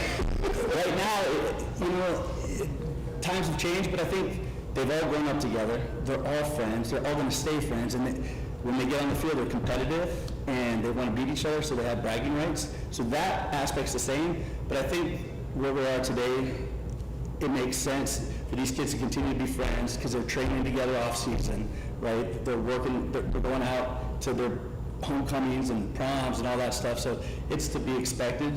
And we also understand that we're a new school, and the title or the nomenclature of the little brother is something that we've talked about here as a program is how do we get past that, right? And so what we're doing is we're doing things different today than we did yesterday, because if we want a different result, we can't do the same thing. So for us, I think off-season conditioning was something that was, and you asked them, was much more tougher than the past, right? We wanted to be physically ready to go through the 4 quarters and wear you down, and in the 4th quarter be in better shape so we can push that line of scrimmage and secure the game for us. The second thing is, I think for us, is belief, right? So we've gone 8-3 the last 2 years. Before that, 4-6 in the first varsity season. We're at a place right now where these kids' expectations are, you're no longer the little brother, you're no longer the new school. We have a foundation in place that we have to build on top of it. So that starts from off-season weight room to off-season conditioning, and here in the preseason, it's holding them accountable to knowing what we want and their expectations. So I don't think you would ask one kid here that wouldn't understand what our goal is. And our goal right now, right, we can talk big picture stuff, but if we focus on the little things, the big things will take care of themselves. So that's what we're doing. We're going to focus on stepping right on our plays. We're going to read our keys. We're going to run to the ball. We're going to finish tackles. We're going to finish runs. We're going to read our coverage and make the open throw, open plays for us. So the little things and the details matter, and if we focus on that and going 1-0 every week, we'll get to where we want to go. Absolutely. And I mentioned Colvin and Colton. We had other teams up here. They had quarterback battles, left tackle battles, working on depth. I know it's only really the early stages of the first week, but in regards to those 2 guys I mentioned, have their replacements been identified? We're working through that. I mean, it's always an open competition, so you might be a starter one week, but competition breeds greatness, so we'll continue to compete throughout the season. But right now, I'd tell you that we have people that are placed in spots. David right now is competing for our starting quarterback spot. Braden Hudgens, a senior behind him, is extremely capable and good as well, so we'll continue to let them battle. But right now, David has the edge over that, and as if you read the article recently Inside Nova, you know, my expectations is something different than a lot of coaches would do. This is high school football. They should have fun. You know, Reed is, 6'5", 315 pounds. There's not Reeds everywhere in the world, right? So I'm used to coaching kids that are 185 pounds online. Stuff, there's nothing wrong with that, right? So we're going to try to maximize the most we have out of the talent we have. David here, I think, is one of the best safeties in our region, maybe in the state. He started with us the last 4 games last season, led our teams in interceptions, was first team all-district in just the 4 games he got to play. Had a pick 6 for 99 yards against UD Reed. When you have a talented kid like this, you need to have him on the field. So for us, right now, I've told him, we talked about it in the offseason, I said, hey, I have no problems you starting both ways for us. So a lot of people won't do that, and we'll see how the workload goes, how he can manage it, but that's the goal for David, and he has to prove me wrong otherwise. No question. Hi guys, I'm Monet Anderson. I cover high school football up and down the DMV. We told you we would get to you guys. We're not going to just let you sit there silent. What I want to know is the 4 of you guys were picked as leaders, and I know on my job I'm not picking anybody I don't think can lead me. What made your peers pick you? Now can you say, my guy right here on the end, can you speak to why my other guy on the end was picked as a leader? Honestly, Channing has been a role model ever since I started football, since freshman year. He's been there. He's been coaching up the other teammates who didn't know anything. He never had a big ego. He was there for people who didn't have a lot. He's honestly been a great leader. Can you return that? Yeah, he started his freshman year. He's been amazing ever since. Reed's not a guy he's never in a conflict with another teammate. He's constantly working hard. He always has his head down. He's just not a guy who I could see anybody having a problem with. He's a great teammate. He's always there for us. He takes care of us. He loves his guys, and he plays hard for us. He plays his heart out. Wow. My two guys on the inside, can you speak on one another? When you think lead by example, he's the definition of it. When you go to the workouts in the off season, he'll come in, not say a word to anybody, but he'll just rep out 315 on bench like he just woke up every time. By far the strongest kid that we have on the team. Hardest worker, one of the hardest workers on the team. Yeah, he's a great teammate. I would say the same about David, how he leads by example, but he also kind of like leads with his voice, like he's one of the guys who like get everyone in check when like people are not listening to coach and like things like that. So that's why I want these guys to lead for me. And Coach, just kind of expounding on what the guys said, were you proud of each of these guys being chosen for those positions? Yeah, absolutely. I mean, when you think about, could it be a dictatorship? Absolutely. I could have picked 4 captains. But I think it's really important for our team to have their peers buy into what we're selling. And part of that is choosing your own leaders. And by having them choose their own leaders, you're looking at the qualities that you want to follow and that you've seen demonstrated through the off season with you in the weight room. Like, because those relationships aren't just plug and play. You have to form those and forge those through the off season. So each one of these guys showed up. Each one of these guys led by example. I'd be lying if I didn't say sometimes we had to kick them in the butt a few times. But outside of that, I'm very proud, and I would have picked the same 4.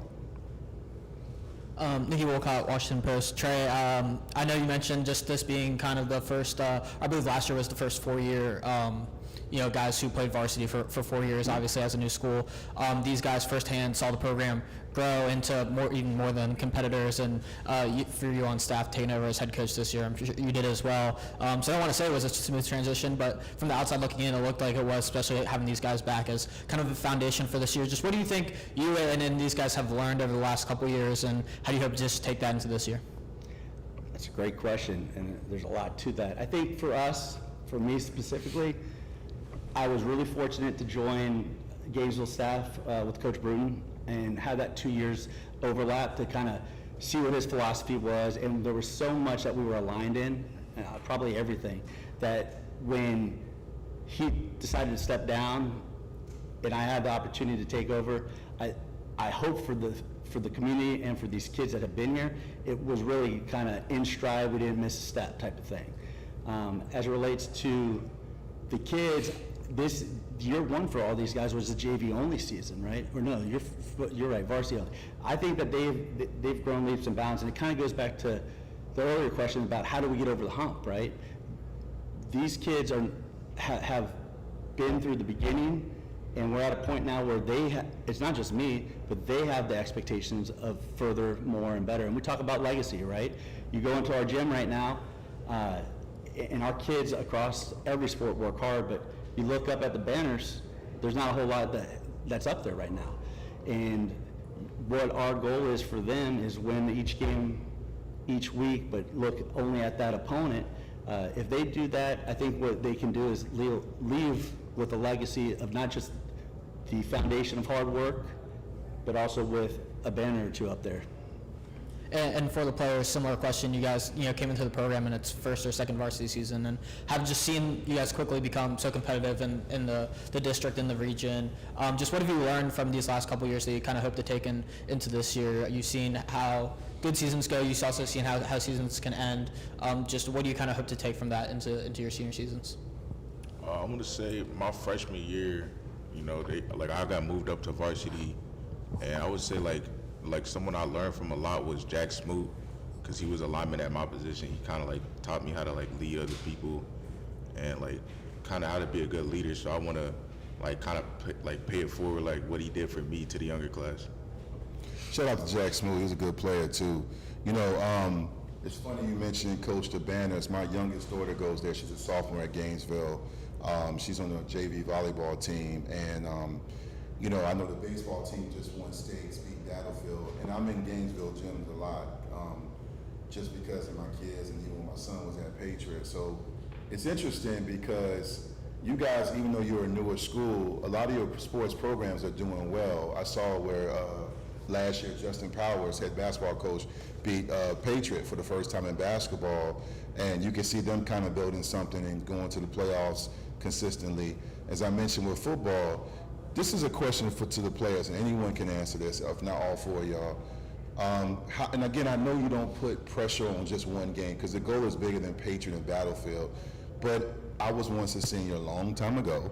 How would it feel to get that dub if you sweep both and then go into the playoffs and make a deep run into the regionals and beyond? How would that feel? Again, I don't want a hot take, but just honest answer regarding being part of legacy of what Coach talks about and getting maybe a district title on there while beating those two teams. I think that's everybody's goal. Those are all of our goals here. I think it'd feel pretty good. I think you're right, dude. You guys want to answer that? Y'all agree? Yeah, it would be a great feeling, but that's kind of what we're just expecting. We just want to take it week by week. We don't really care who we're playing. We're going to play it the same. We're going to give 100% effort in practice, and we're just going to build on top of what we already have. Yeah, and players or coach can answer this question. Every year, I know it's early in camp, but you know you have off-season workouts, 7-on-7. Is there a player, someone like me that's going to be at your games covering this and watching stuff, is there a player that we don't know about? I'm not looking for secrets because I know, Coach, everybody's listening and taking notes, but someone you like, hey, you guys are going to be surprised how good this kid is and this young man is going to be a baller. Somebody that just has really worked hard and making a name for themselves that we should keep an eye on. I think you should keep an eye on Siler Pena, upcoming sophomore running back. He played a little bit his freshman year, I think racked at probably 600 yards. He is a baller. He's coming up big this year. He's got a great O-line ahead of him. He's very quick, twitchy, shifty. He hits the hole hard. He runs hard. He's a good player. Very well conditioned. He's just nonstop, has a high motor. I think he's a great player. I think he's one you should keep your eye on. Yeah, I was also going to mention Silent Pena, but I think you should keep your eye out for Brody Powers, upcoming sophomore. Me being, I play safety and quarterback, he's right there with me, but playing both positions, very athletic. Me and him are at both position groups both times, and great kid, fast, great mindset, very athletic kid. And guys, I'm sorry, go ahead. Oh no, tell us. I was going to say our new center, Dylan Newen, he just transferred in this year. He's a great person. I mean, his plays, he can hit. He can really, his power is unreal. And guys, just, I know we're getting to the end here. Personally, and you can just make it quick, before you can bring like the best of you to the team, you have to work on something about you in the off season. What was one thing that each of you worked on about you to bring to the team to make it better? I spent a lot of time just studying our offense and defense, trying to get my football IQ up, because I want to be in a position where I know everybody's job's on the field, so I can make sure our team's on the same foot, either if it's going to a drive or a play. I want to be a guy that my teammates can turn to and know that I've got them. for me, I would say it's conditioning, because like if you can't make it through the game, like you can't do anything on the sideline. So this offseason, I really focus on my speed. I got fast in the offseason. Yeah, speed kills. I would say my foot speed. That's definitely. All I gotta say. Okay. So last question before we let you all go. Can you just give us a little bit about your experience here today? How's it been? It's been great. It's been great. It's been fun. Amazing. Yeah, very nice. That's what we like to hear. Yeah, very nice, yep. We appreciate you having us. Perfect, perfect, perfect. All right, everybody, there's the Gainesville Cardinals. Coach, players, thank you. Best of luck this season. Thank you. Thank you. All right.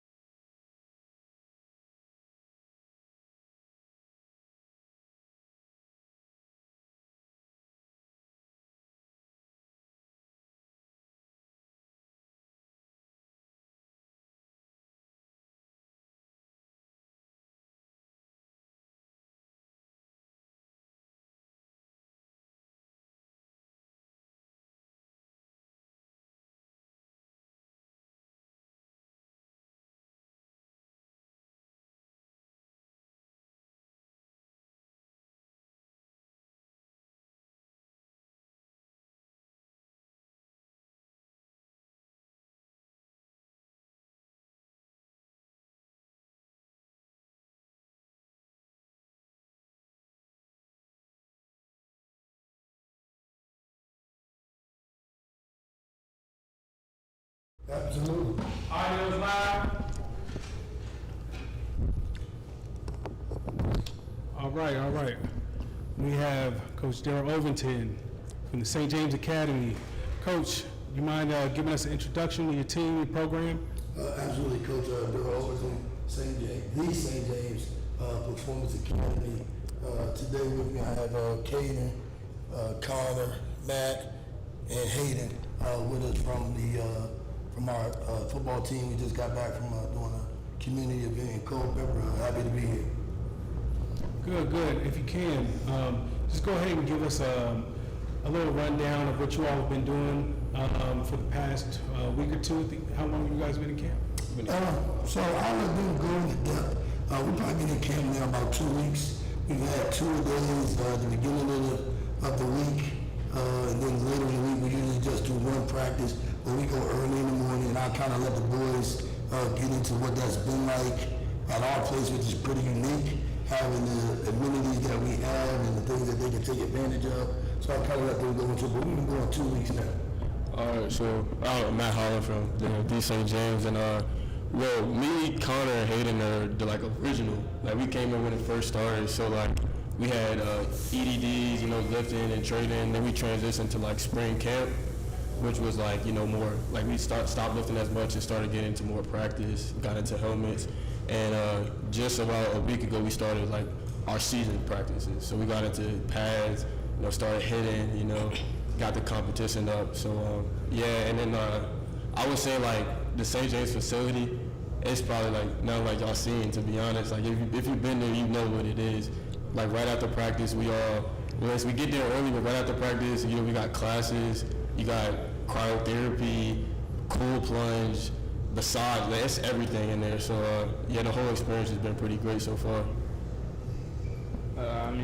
Just as a group, we like to take advantage of everything that we got from St. James, and all the practice has been cool, been good competition, and just good energy from all the players.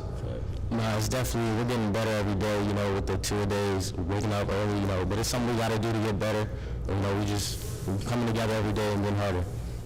Yeah, one thing Matt was saying, to build off of the non-football related stuff, usually after our first practice, a bunch of our team take advantage of we have pool lessons at the St. James. We got yoga classes, all the cryotherapy, all that stuff. We usually like to do that in between our 2 days, to recover our bodies, help look. Yeah, like you said, probably the biggest thing for us, for me, starting the football team from scratch, right, in February, right? We had no players, pretty much guerrilla warfare, reaching out to guys, and Matt noted, he's a DB committed to Richmond. These two wide receivers committed to Delaware State, right? And again, they were instrumental in, they were the face early on. They made it real to a lot of the kids in the community on social media.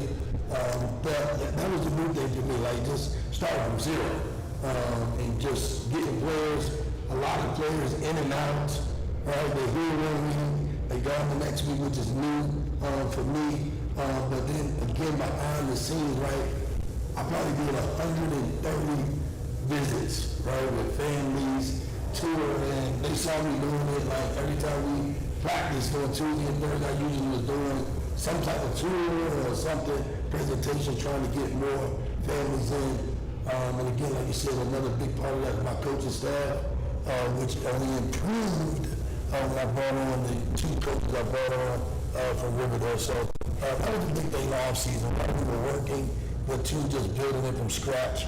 And then again, like you said, these guys just getting into practice probably about 2 weeks now. Okay, and we're going to give this opportunity for any of the players. Is there anything you'd like to say, any matchups you're looking forward to, or anything special that's been different that stood out to you about your experience so far at the St. James? Definitely, what's special about the St. James, we're going to call it the St. James effect. Me, Connor, and Hayden, we came in here, 0 offers, not a lot of recognition from coaches. We didn't really camp this summer. We just been putting in work. And, you know, I mean, right when we got here, it was a quick change. You know, we got exposure, and now we're all committed to Division I college. So, I mean, let us be a testimony that that's the St. James effect, you know. And you said matchups. What matchups y'all got? I know we all know the Lions Sports Academy, we got Gridiron. Yeah, that's not. Good Counsel. And the biggest game is St. Francis. That's the talk of the town right now. So that's going to be the game of the year, and it's going to be a good game. The DMV cross, did you call it? Something like that. So yeah, I got two best teams in the DMV going at it. So that's about it. Okay, all right. Now we're gonna go ahead and kick it over to the media for a few questions. Coach Dio and players, Dwight Vick, Victory Life Legacy Podcast. Coach Overton, I had you on a few times, you and the PME family, and then I had you on individually a few years before you started your championship run. It was shortly thereafter you lost to Manchester. And it's been really cool to see your growth as a coach and as a leader in the community. I mean, people talk about your wins and losses, but you've been recognized by Princeton County for a humanitarian award. You also put several kids not just into college for football, but you kept them off the streets and got them into situations where they've been able to better themselves. I know you always, and I've talked to you outside of this, you've always been like, I'm moving forward. When you think just for a second about what you're doing, building a program at the St. James, and the kids you have now here today and the ones that's on your program, do you ever think about like where you and your brother Jeff and your family, and just thank God for the opportunity, and also like, wow, like I'm really building something that's historic. You ever just take a moment to reflect on that? Absolutely, every day. The thing that all those experiences have given me, truthfully, is I only know how to do this one way. I don't care if I'm Freedom, PME Practice, Hayfield, St. James. They'll tell you I only know how to do this with my heart. Right? We were all just together at the school chilling before we came on here. I followed him here. And that's the only way I know how to do this. I'm not afraid to put my feelings on the table for my guys, for my coaches. Again, in a world where coaches stop doing that because you get your heart broke, right? Because kids leave, administration people let you down. But this is the only way I know how to do it. And truthfully, I don't want to do it. I can't do it this way. Be personable with the kids, the coaches, with the families. But I always reflect on it, but that's what makes it easy, right? Like, because this is the only way I know how to do it. I don't know how to do it no other way.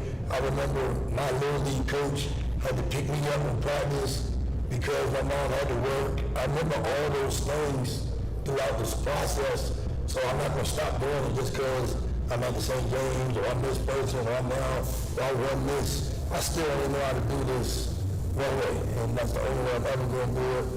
That's with my heart, and giving them love, and all that stuff. So, like you said, I feel like I reflect on it, not just with football stuff, but my actions. And like you said, the humanitarian part, like we just did a huge back to school drive last week, right? And I don't think, and you know this, everywhere I've been, we've done back to school, Thanksgiving. And again, like you said, that's just being a good person and being a part of your community, because we all been there at some point in our life where we were the person or family in need. So you always got to do those things. You mentioned the players, you guys talked about some of the games you're looking forward to. You know, seeing PME play, that's, for those watching on the stream, that's his youth football program that plays a national schedule. You have never ducked rep. You have never ran from any competition. Ultimately, I know this is year one, but you know, not to get ahead of yourself, but your vision for this program moving forward, ultimately, big picture is what? Big picture for me, I want to be the destination for all high school sports, football especially, in the DB. We would like to get to a level where we can play a national schedule all the time, but I also don't want to skip over the fact there's a lot of good teams right here in the DMV. You don't have to fly all over the place to play tough competition in our area, right? You got all the WCAC, you got all the Tidewater, you got all the Maryland and private and public. You got great programs right in Philly, Pennsylvania. Like you said, but we wanted to be a next year, we have two national teams. Right now we got a team of 71 guys, right, from zero, which is pretty good. But next year And moving forward, we're gonna have two full teams, and again, not one being regional, not one being national, but them both being, you know, a national team. Can we play a national schedule all the way around? Absolutely. But I think it's a lot of good teams here we can't skip over. Outside of playing St. Francis, we got to go to First Academy in Orlando, Florida, who is absolutely a great team and loaded. The Hunt School is coming here. If you've been a part of private schools, they're always really good. And then St. Thomas More in Connecticut. If you look at it, IMG, St. Francis, four of the teams we play all the top teams in the country. So we kind of in that realm right now, but I don't want to skip over home. I would like to see a lot more matchups with us, local teams, all that stuff as well. And Coach, hi guys, I'm Monet Anderson. I cover high school football throughout the DMV. And of course I know Coach Overton very well. Coach, you've been a part of some great programs, Colonial Forge. Of course you built the Freedom Program. You went into a Hayfield program that was pretty decent at the time. With this, there is nothing. This is absolutely from scratch. How did you buy into something like this to go and absolutely have to build it from brick one? Really, the way it was presented, I think we all can relate. We got the most support that you gotta have. Miss Elise, Kendrick, Chad, all of our owners, like they've given us everything I need to go. The rest of it was just doing the work. Just doing the work. My coaches, I can't stress enough, doing the work. We got a whole recruitment staff, so we kind of set it up kind of like a college. We got football, and we got football operations, and then recruiting. So we kind of shuffle things from recruiting to operations, and then hopefully you're a part of the team. But a lot of emails, a lot of graphics, with these guys on it, and again, just a lot of labor. But it was easy because you had the support of the people at the top. Anything that we needed or I've needed, they had it. Like today, we go to Culpeper, they got 2 charter buses, our booster club gave them already breakfast, snack bags, we fed them while we was out there. Again, just not cutting their corners. So it kind of motivates me, keeps me inspired, and they're not cutting the corners, So just kept going, never discouraged how long hours go, but now we are, so I'm happy with it. And you mentioned 71 kids right now. That's a lot of kids in a program that absolutely had no kids. So what I want to ask each of the guys is, this isn't like you went to a Coach Overton who was at Freedom and, Jeffrey Overton Jr. is there and E.J. Reed is there and Cam is there and these great players are there. You didn't know that going into this. So what made each of you buy in to the St. James Academy?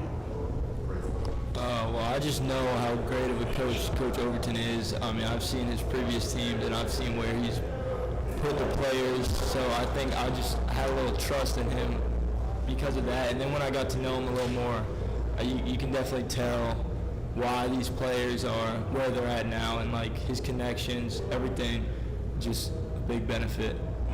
Yeah, I would pretty much agree with what he said.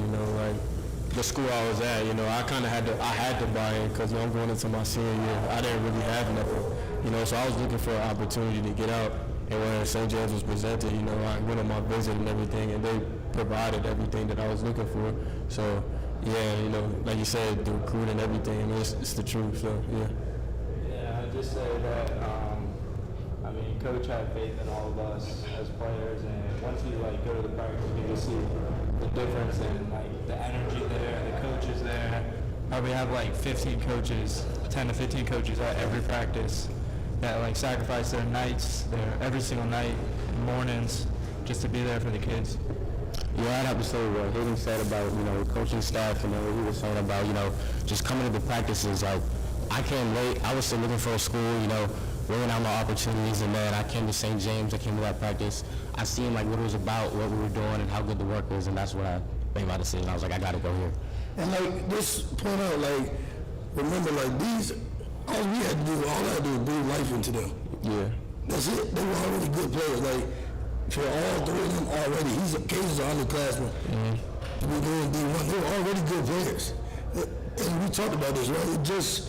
a different when you be liking somebody and you willing to say, hey, to a college coach, I'll stand on business for these guys. I feel like they're this good. Then they go out there and prove it, right? And that was part of the offseason. We did 7-on-7 at Tech. We did it at Delaware State. Did it at Penn State. Did it at UVA. We were going to do Maryland, but it got canceled. But we went to those places, and those guys put on the show. And then, like you said, I think, we all know this, right? If somebody believes in you, and vice versa, right? I feel their energy, so why wouldn't I? They believed in me when I didn't have nothing. So why wouldn't I give them my all and vice versa? And I think that's what we just talked about earlier again, just something being organic, not a coach saying, I don't think they can do this too. That's not my position to say. I believe in them ultimately. I don't care how small, tall, what somebody else thinks. My job is to breathe life into them and vouch for them just like they believed in me.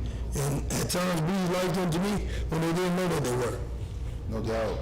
You know, Coach Overton, man, your player to your right has said that the St. James effect, you know, just the impact you have and your staff and the confidence and the ability to play at a high level. But I also think there's a deal, a Coach Overton effect, where you are identified as a polarizing figure. You are a prisoner of your expectations because you become a consistent winner. I asked Coach Jeremy, Coach Counts this from Madison High School, and I'm going to ask you the same question because both of you guys had that championship pedigree. What are your views? Because last year, you and your staff and your nephew and your players really went through it. You guys were targeted by media outlets unfairly. There was racial profiling. There were a lot of nasty things said about you unfairly. Now you've seen in recent weeks, you have the situation with the allegations at Fairfax High School. You have, unfortunately, a situation with the Osborne coach, a friend of mine. I'm sure you respected Michael Johnson. Absolutely. That was let go. And then it's just a different time now. So how do you protect and teach these young men, not so much to turn the other cheek, but to stay locked in? Because there is a target because you win, you guys are unapologetically confident, and you guys are great at developing talent, but some people resent that. How do you protect these guys from that, and what are your thoughts about what's been transpiring today in high school football? Well, I don't think I need to protect them from it. I just think you need to prepare them. That's just life, right? If you're being successful, you don't need to apologize for your success, right? If your success make people mad, then they got to deal with that and get over it. I just think, like we talk about, just be a good person, right, and the P word. Professionalism, right? That's all we got to show. Anything after that, people can be mad, form their opinion. As we learned, right? Once people give an opinion, they got it. The facts, the truth, doesn't even sway them. So you just got to keep, like you said, moving forward and shoot. Crazy enough, we just talked about this Tuesday, right? Yeah. Just go through it. Right. Like all of us, everybody going through something. Right. Mm-hmm. Just go through it. Don't try to stop and quit. Like get frustrated, cry, but keep going. Don't back out because whatever it is you're going through, it's gonna be waiting for you still right there. So chill up, go through it, right, and get on the other side of it. I mean, that's the lesson for them. I think the important thing is I've never made any of that about me, because again, it's not about me, right? You guys gotta go through it. These guys, like we've been preaching that. So I think that's the lesson. I don't think you can protect them. That's just life, society. Yeah. But what you can do is, like you said, prepare. And again, don't apologize for your success. Just be a good person, show professionalism, and keep going. To the guys that play offense for Coach Overton, a handful of years ago, when he was head coach at Freedom, I was on a platform with his former assistant, Brandon, and Lee Mary of Ballin' and VA podcast, and I kept talking about, I felt like at the time, and I definitely feel this way now, Coach Overton could coach collegiately. I think he's the most gifted offensive mind right now in the game, and I stand on that. But I'm an observer, I'm a media guy. You guys get to play in that. Mm-hmm. Have y'all been able to see what I'm talking about, is how he can go tempo, no huddle, then he can go heavy run game, he can adjust. Have y'all experienced that even in 7-on-7? Oh yeah, I mean, the versatility of the offense, it expands way deeper than just like the simple regular high school stuff. Like we go into different formations and different, I don't know, but like it's like a deep playbook, and it works well. Yeah, I would say the same thing. Well, I play defense, but I come over, I do both ways, and just the way that like they're able to, but just the way that they're able to like use their players, but just the way they're able to use their players, when I come to offense, they find a way to get me the ball, and just the way they could do that, and it's great, and just the way they have their formations and all types of stuff, it's definitely deep. Yeah, and I think what's the difference is we have so many weapons, and then Coach Overton likes to play us where we're gonna, make the most plays at. So say someone's faster, they might, or someone's taller, bigger, better at catching over the top. He'll have them run the deep balls, and then like I said, we just have so much talent all around the field. It's not like one position group. It's running backs, receivers, slots, all that. So we can just we can do so many different things just because of that. So guys, fun fact, I know we're getting to time here, but I'm sure you all have witnessed Coach O's athleticism as well. I've had the pleasure of seeing him play a couple downs myself. Has he challenged any of you all? Nah. You gotta get but he knows not to though. challenge. He doesn't want to line up. Them days over. Y'all gotta see him do like a QB drill, man. Y'all gotta get him to give y'all at least a couple downs. Trust We'll me. make sure before the season is done. Absolutely. I'll do a one-on-one with him, man. Yeah, we might be on ESPN. Let me know what day I'm coming to video. All right, very. Okay, and that about wraps us up here. Coach Overton, D. St. James, appreciate you all for coming out. Thank you very much, and best luck to you this season. Thank you. Thank you. Absolutely. Thank you for having us.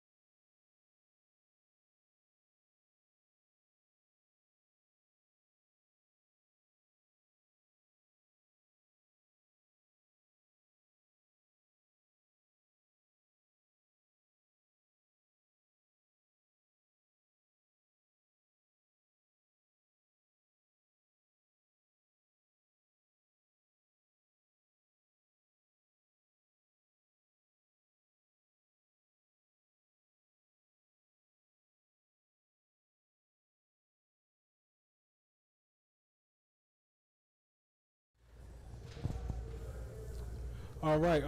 Which one? It's right here. Yep. Good afternoon. Right now we have the Loudon Sports Academy.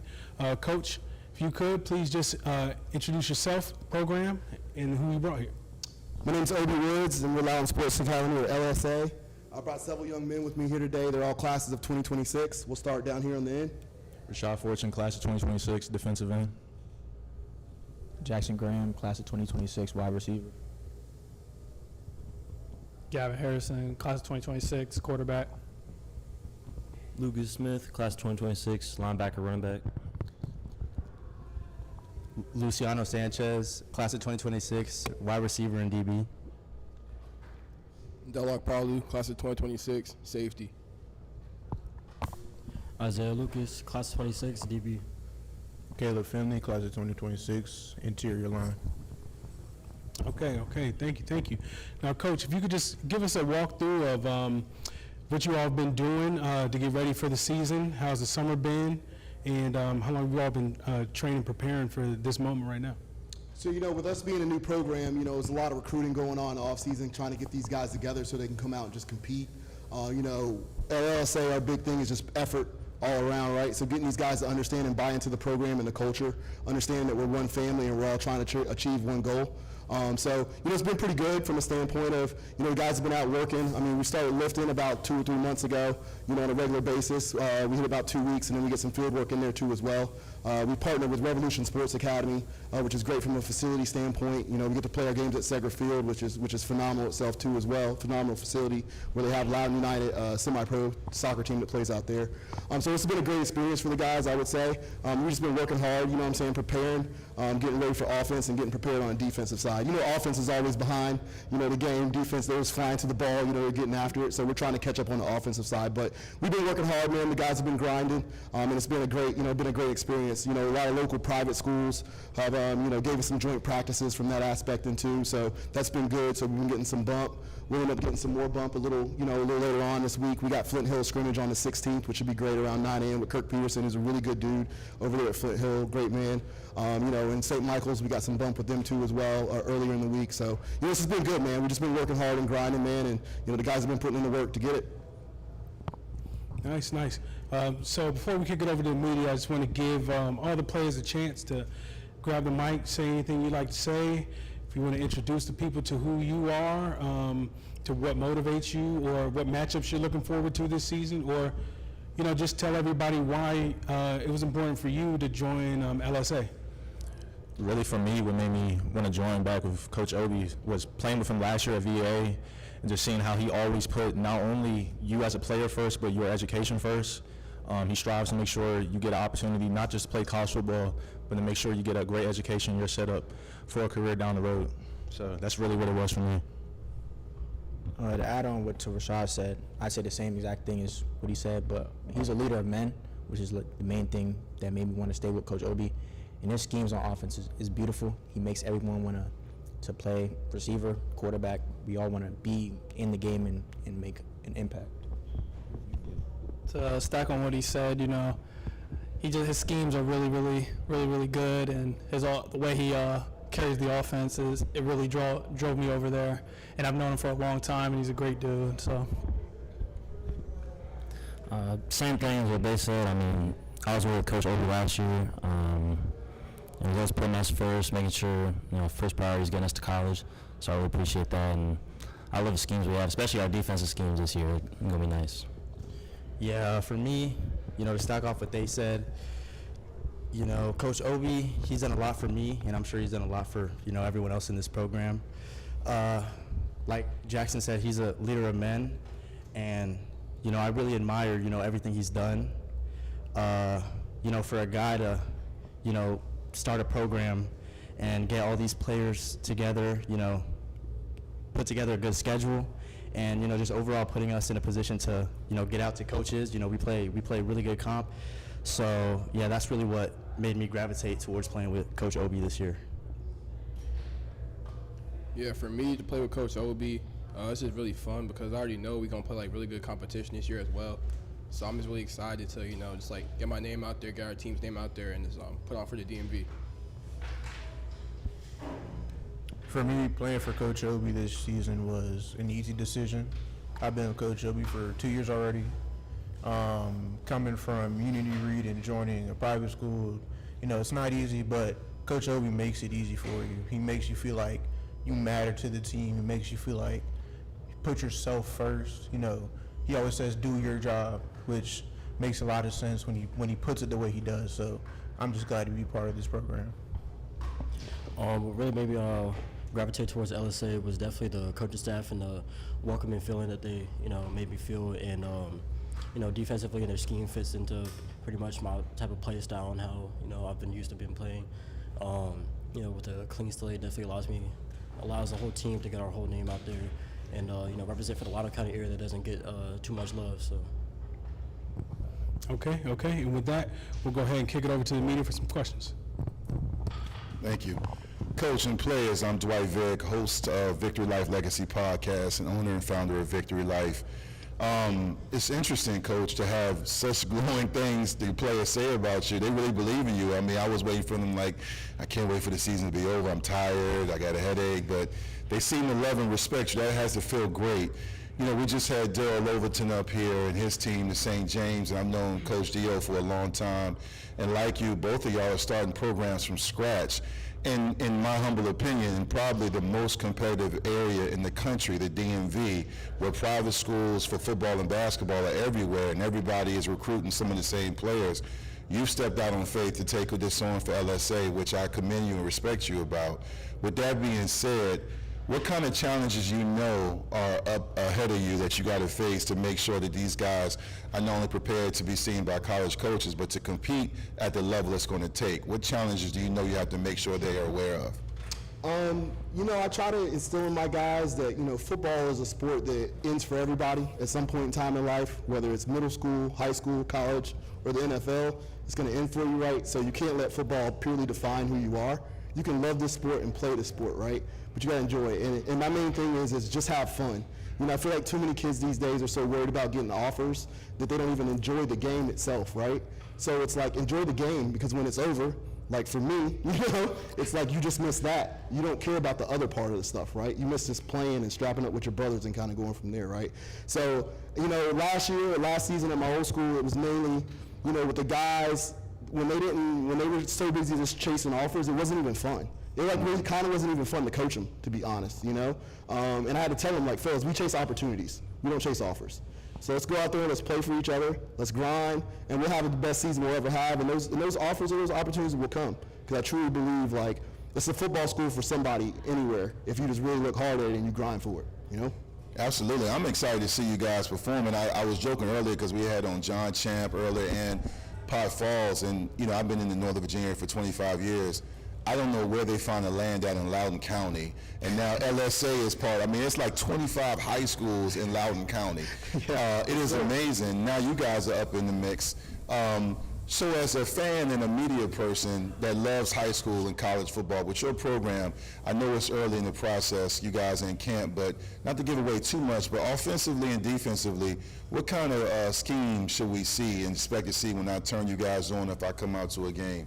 You know, spread, power O, defense, what, 4-3, what are we looking at? All right, so offensively, I give everybody, you know, most of these young boys don't know about that Rich Rodriguez, Pat White, you know, West Virginia, you know what I'm saying? So we boogie with a little bit of that, but we're also a mix of, you know, some Urban Meyer, you know, spread option offense. So, you know, and I always believe, you know, offensively, you know, you're going to see it on film anyway, so, you know, you just got to stop it, right? So you got to execute it to a T. So I don't have any trade secrets here or anything from that aspect, but, you know, we're no huddle, we're on the ball fast, we're clap cadence, endurance, you know, we go. And I'm trying to prepare these guys. I always say we're preparing you to play college football, right? If we're not, when I was coaching youth league, I was preparing you for high school. You know, when I coach high school, I'm preparing you for college. If I'm not doing that, then I'm failing at my job, right? Defensively, my good friend, you know, I call him the Rev, Coach Jesse Jackson. We've been coaching for mad years together. You know, we were in it for like 25 years, but he's my defensive coordinator this year. We're 4-2-5. You know, we're pretty aggressive, and then, you know, we morph into a 3-3 stack. So, you know, we got an odd and even front that we can show people. That's what WVU ran, right? Yeah. Are you a WVU fan? Not at all. I'm a Hokie, baby. You what? I'm a Hokie. You got to talk. Go ahead. No doubt. Hey guys, I'm Monet Anderson, also known as the Lady Broadcaster. I cover high school football up and down the DMV. Coach, it's obvious most of these guys know you, they've bought into you. Now you have this new school. What are you doing as far as player personnel? Do you know where everybody's going to be placed? Is there competition out there for different positions? What's going on there? Oh yeah, we're always competing. You know, nobody's a starter. They'll tell you that right now. You know, any point in time you can lose your job, right? You got to go out there and grind every day. So these guys work hard and compete. We're pretty deep, you know, skill position wise, and even some of our bigger skill guys, we're deep from that aspect. You know, we're always working, you know, just to grind and kind of make these guys and push these guys for effort. Because when you get to college, you know, at the end of the day, it's all a competition. You know, I tell Gavin, my guy back here, it's going to be 9 quarterbacks in the room. So, you know, when you get there, you got to be prepared to get after it, you know? Absolutely. And we talk about the depth and what you have. I see, you know, I'm trying to look at you guys and kind of say, he plays this and he plays that. And I don't know.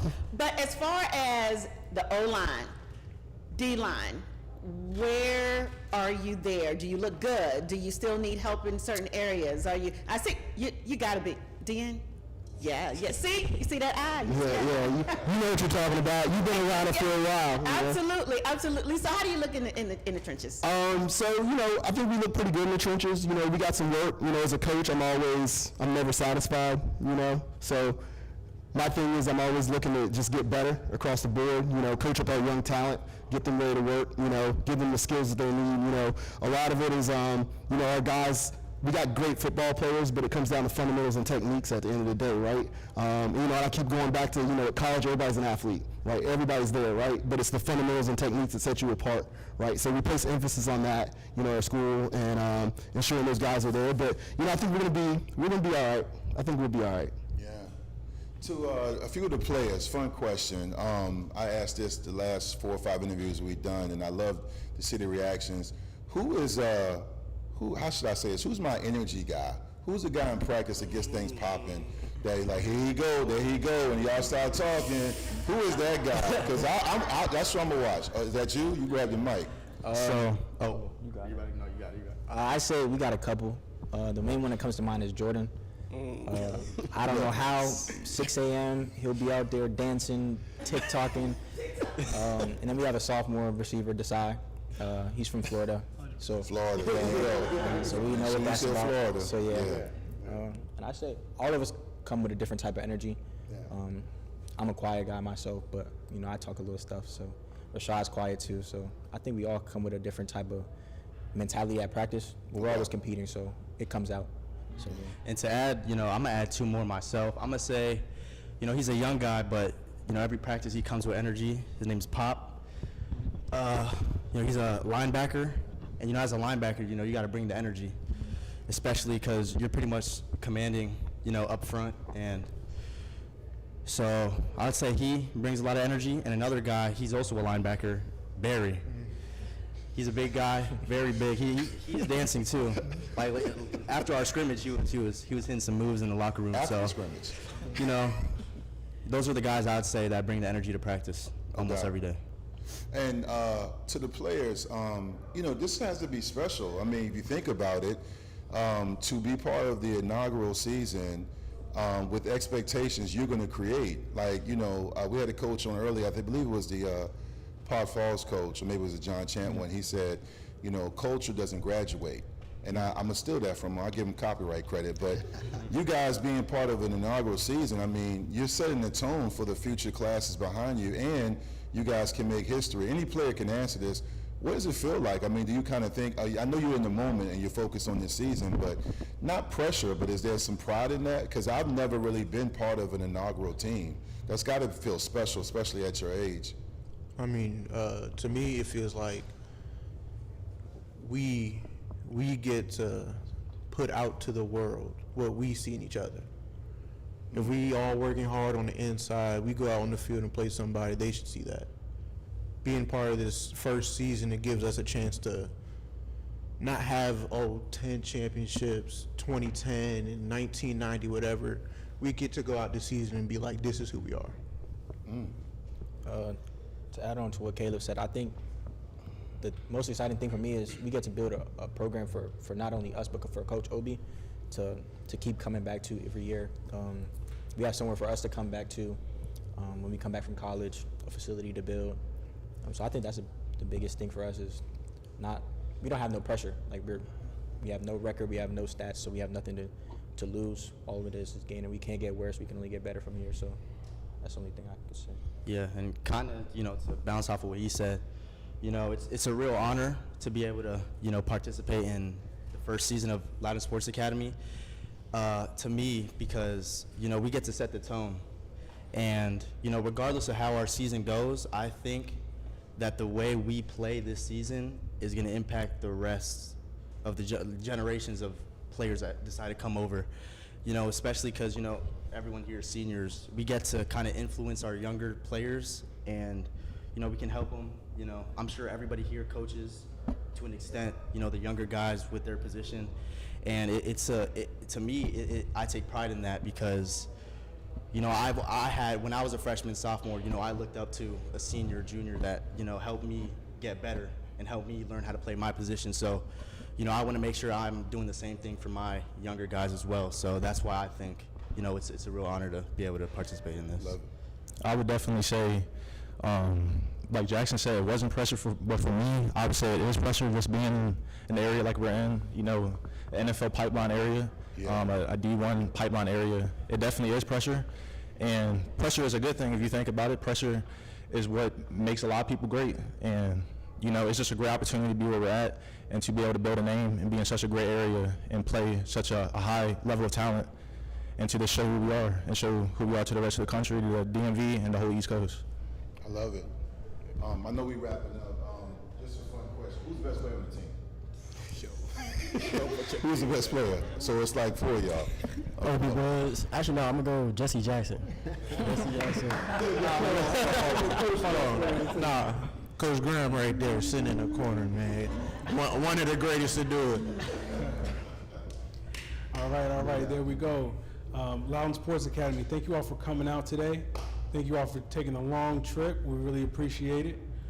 Best of luck this season, and we'll see you soon. Thank you. Appreciate y'all for having us.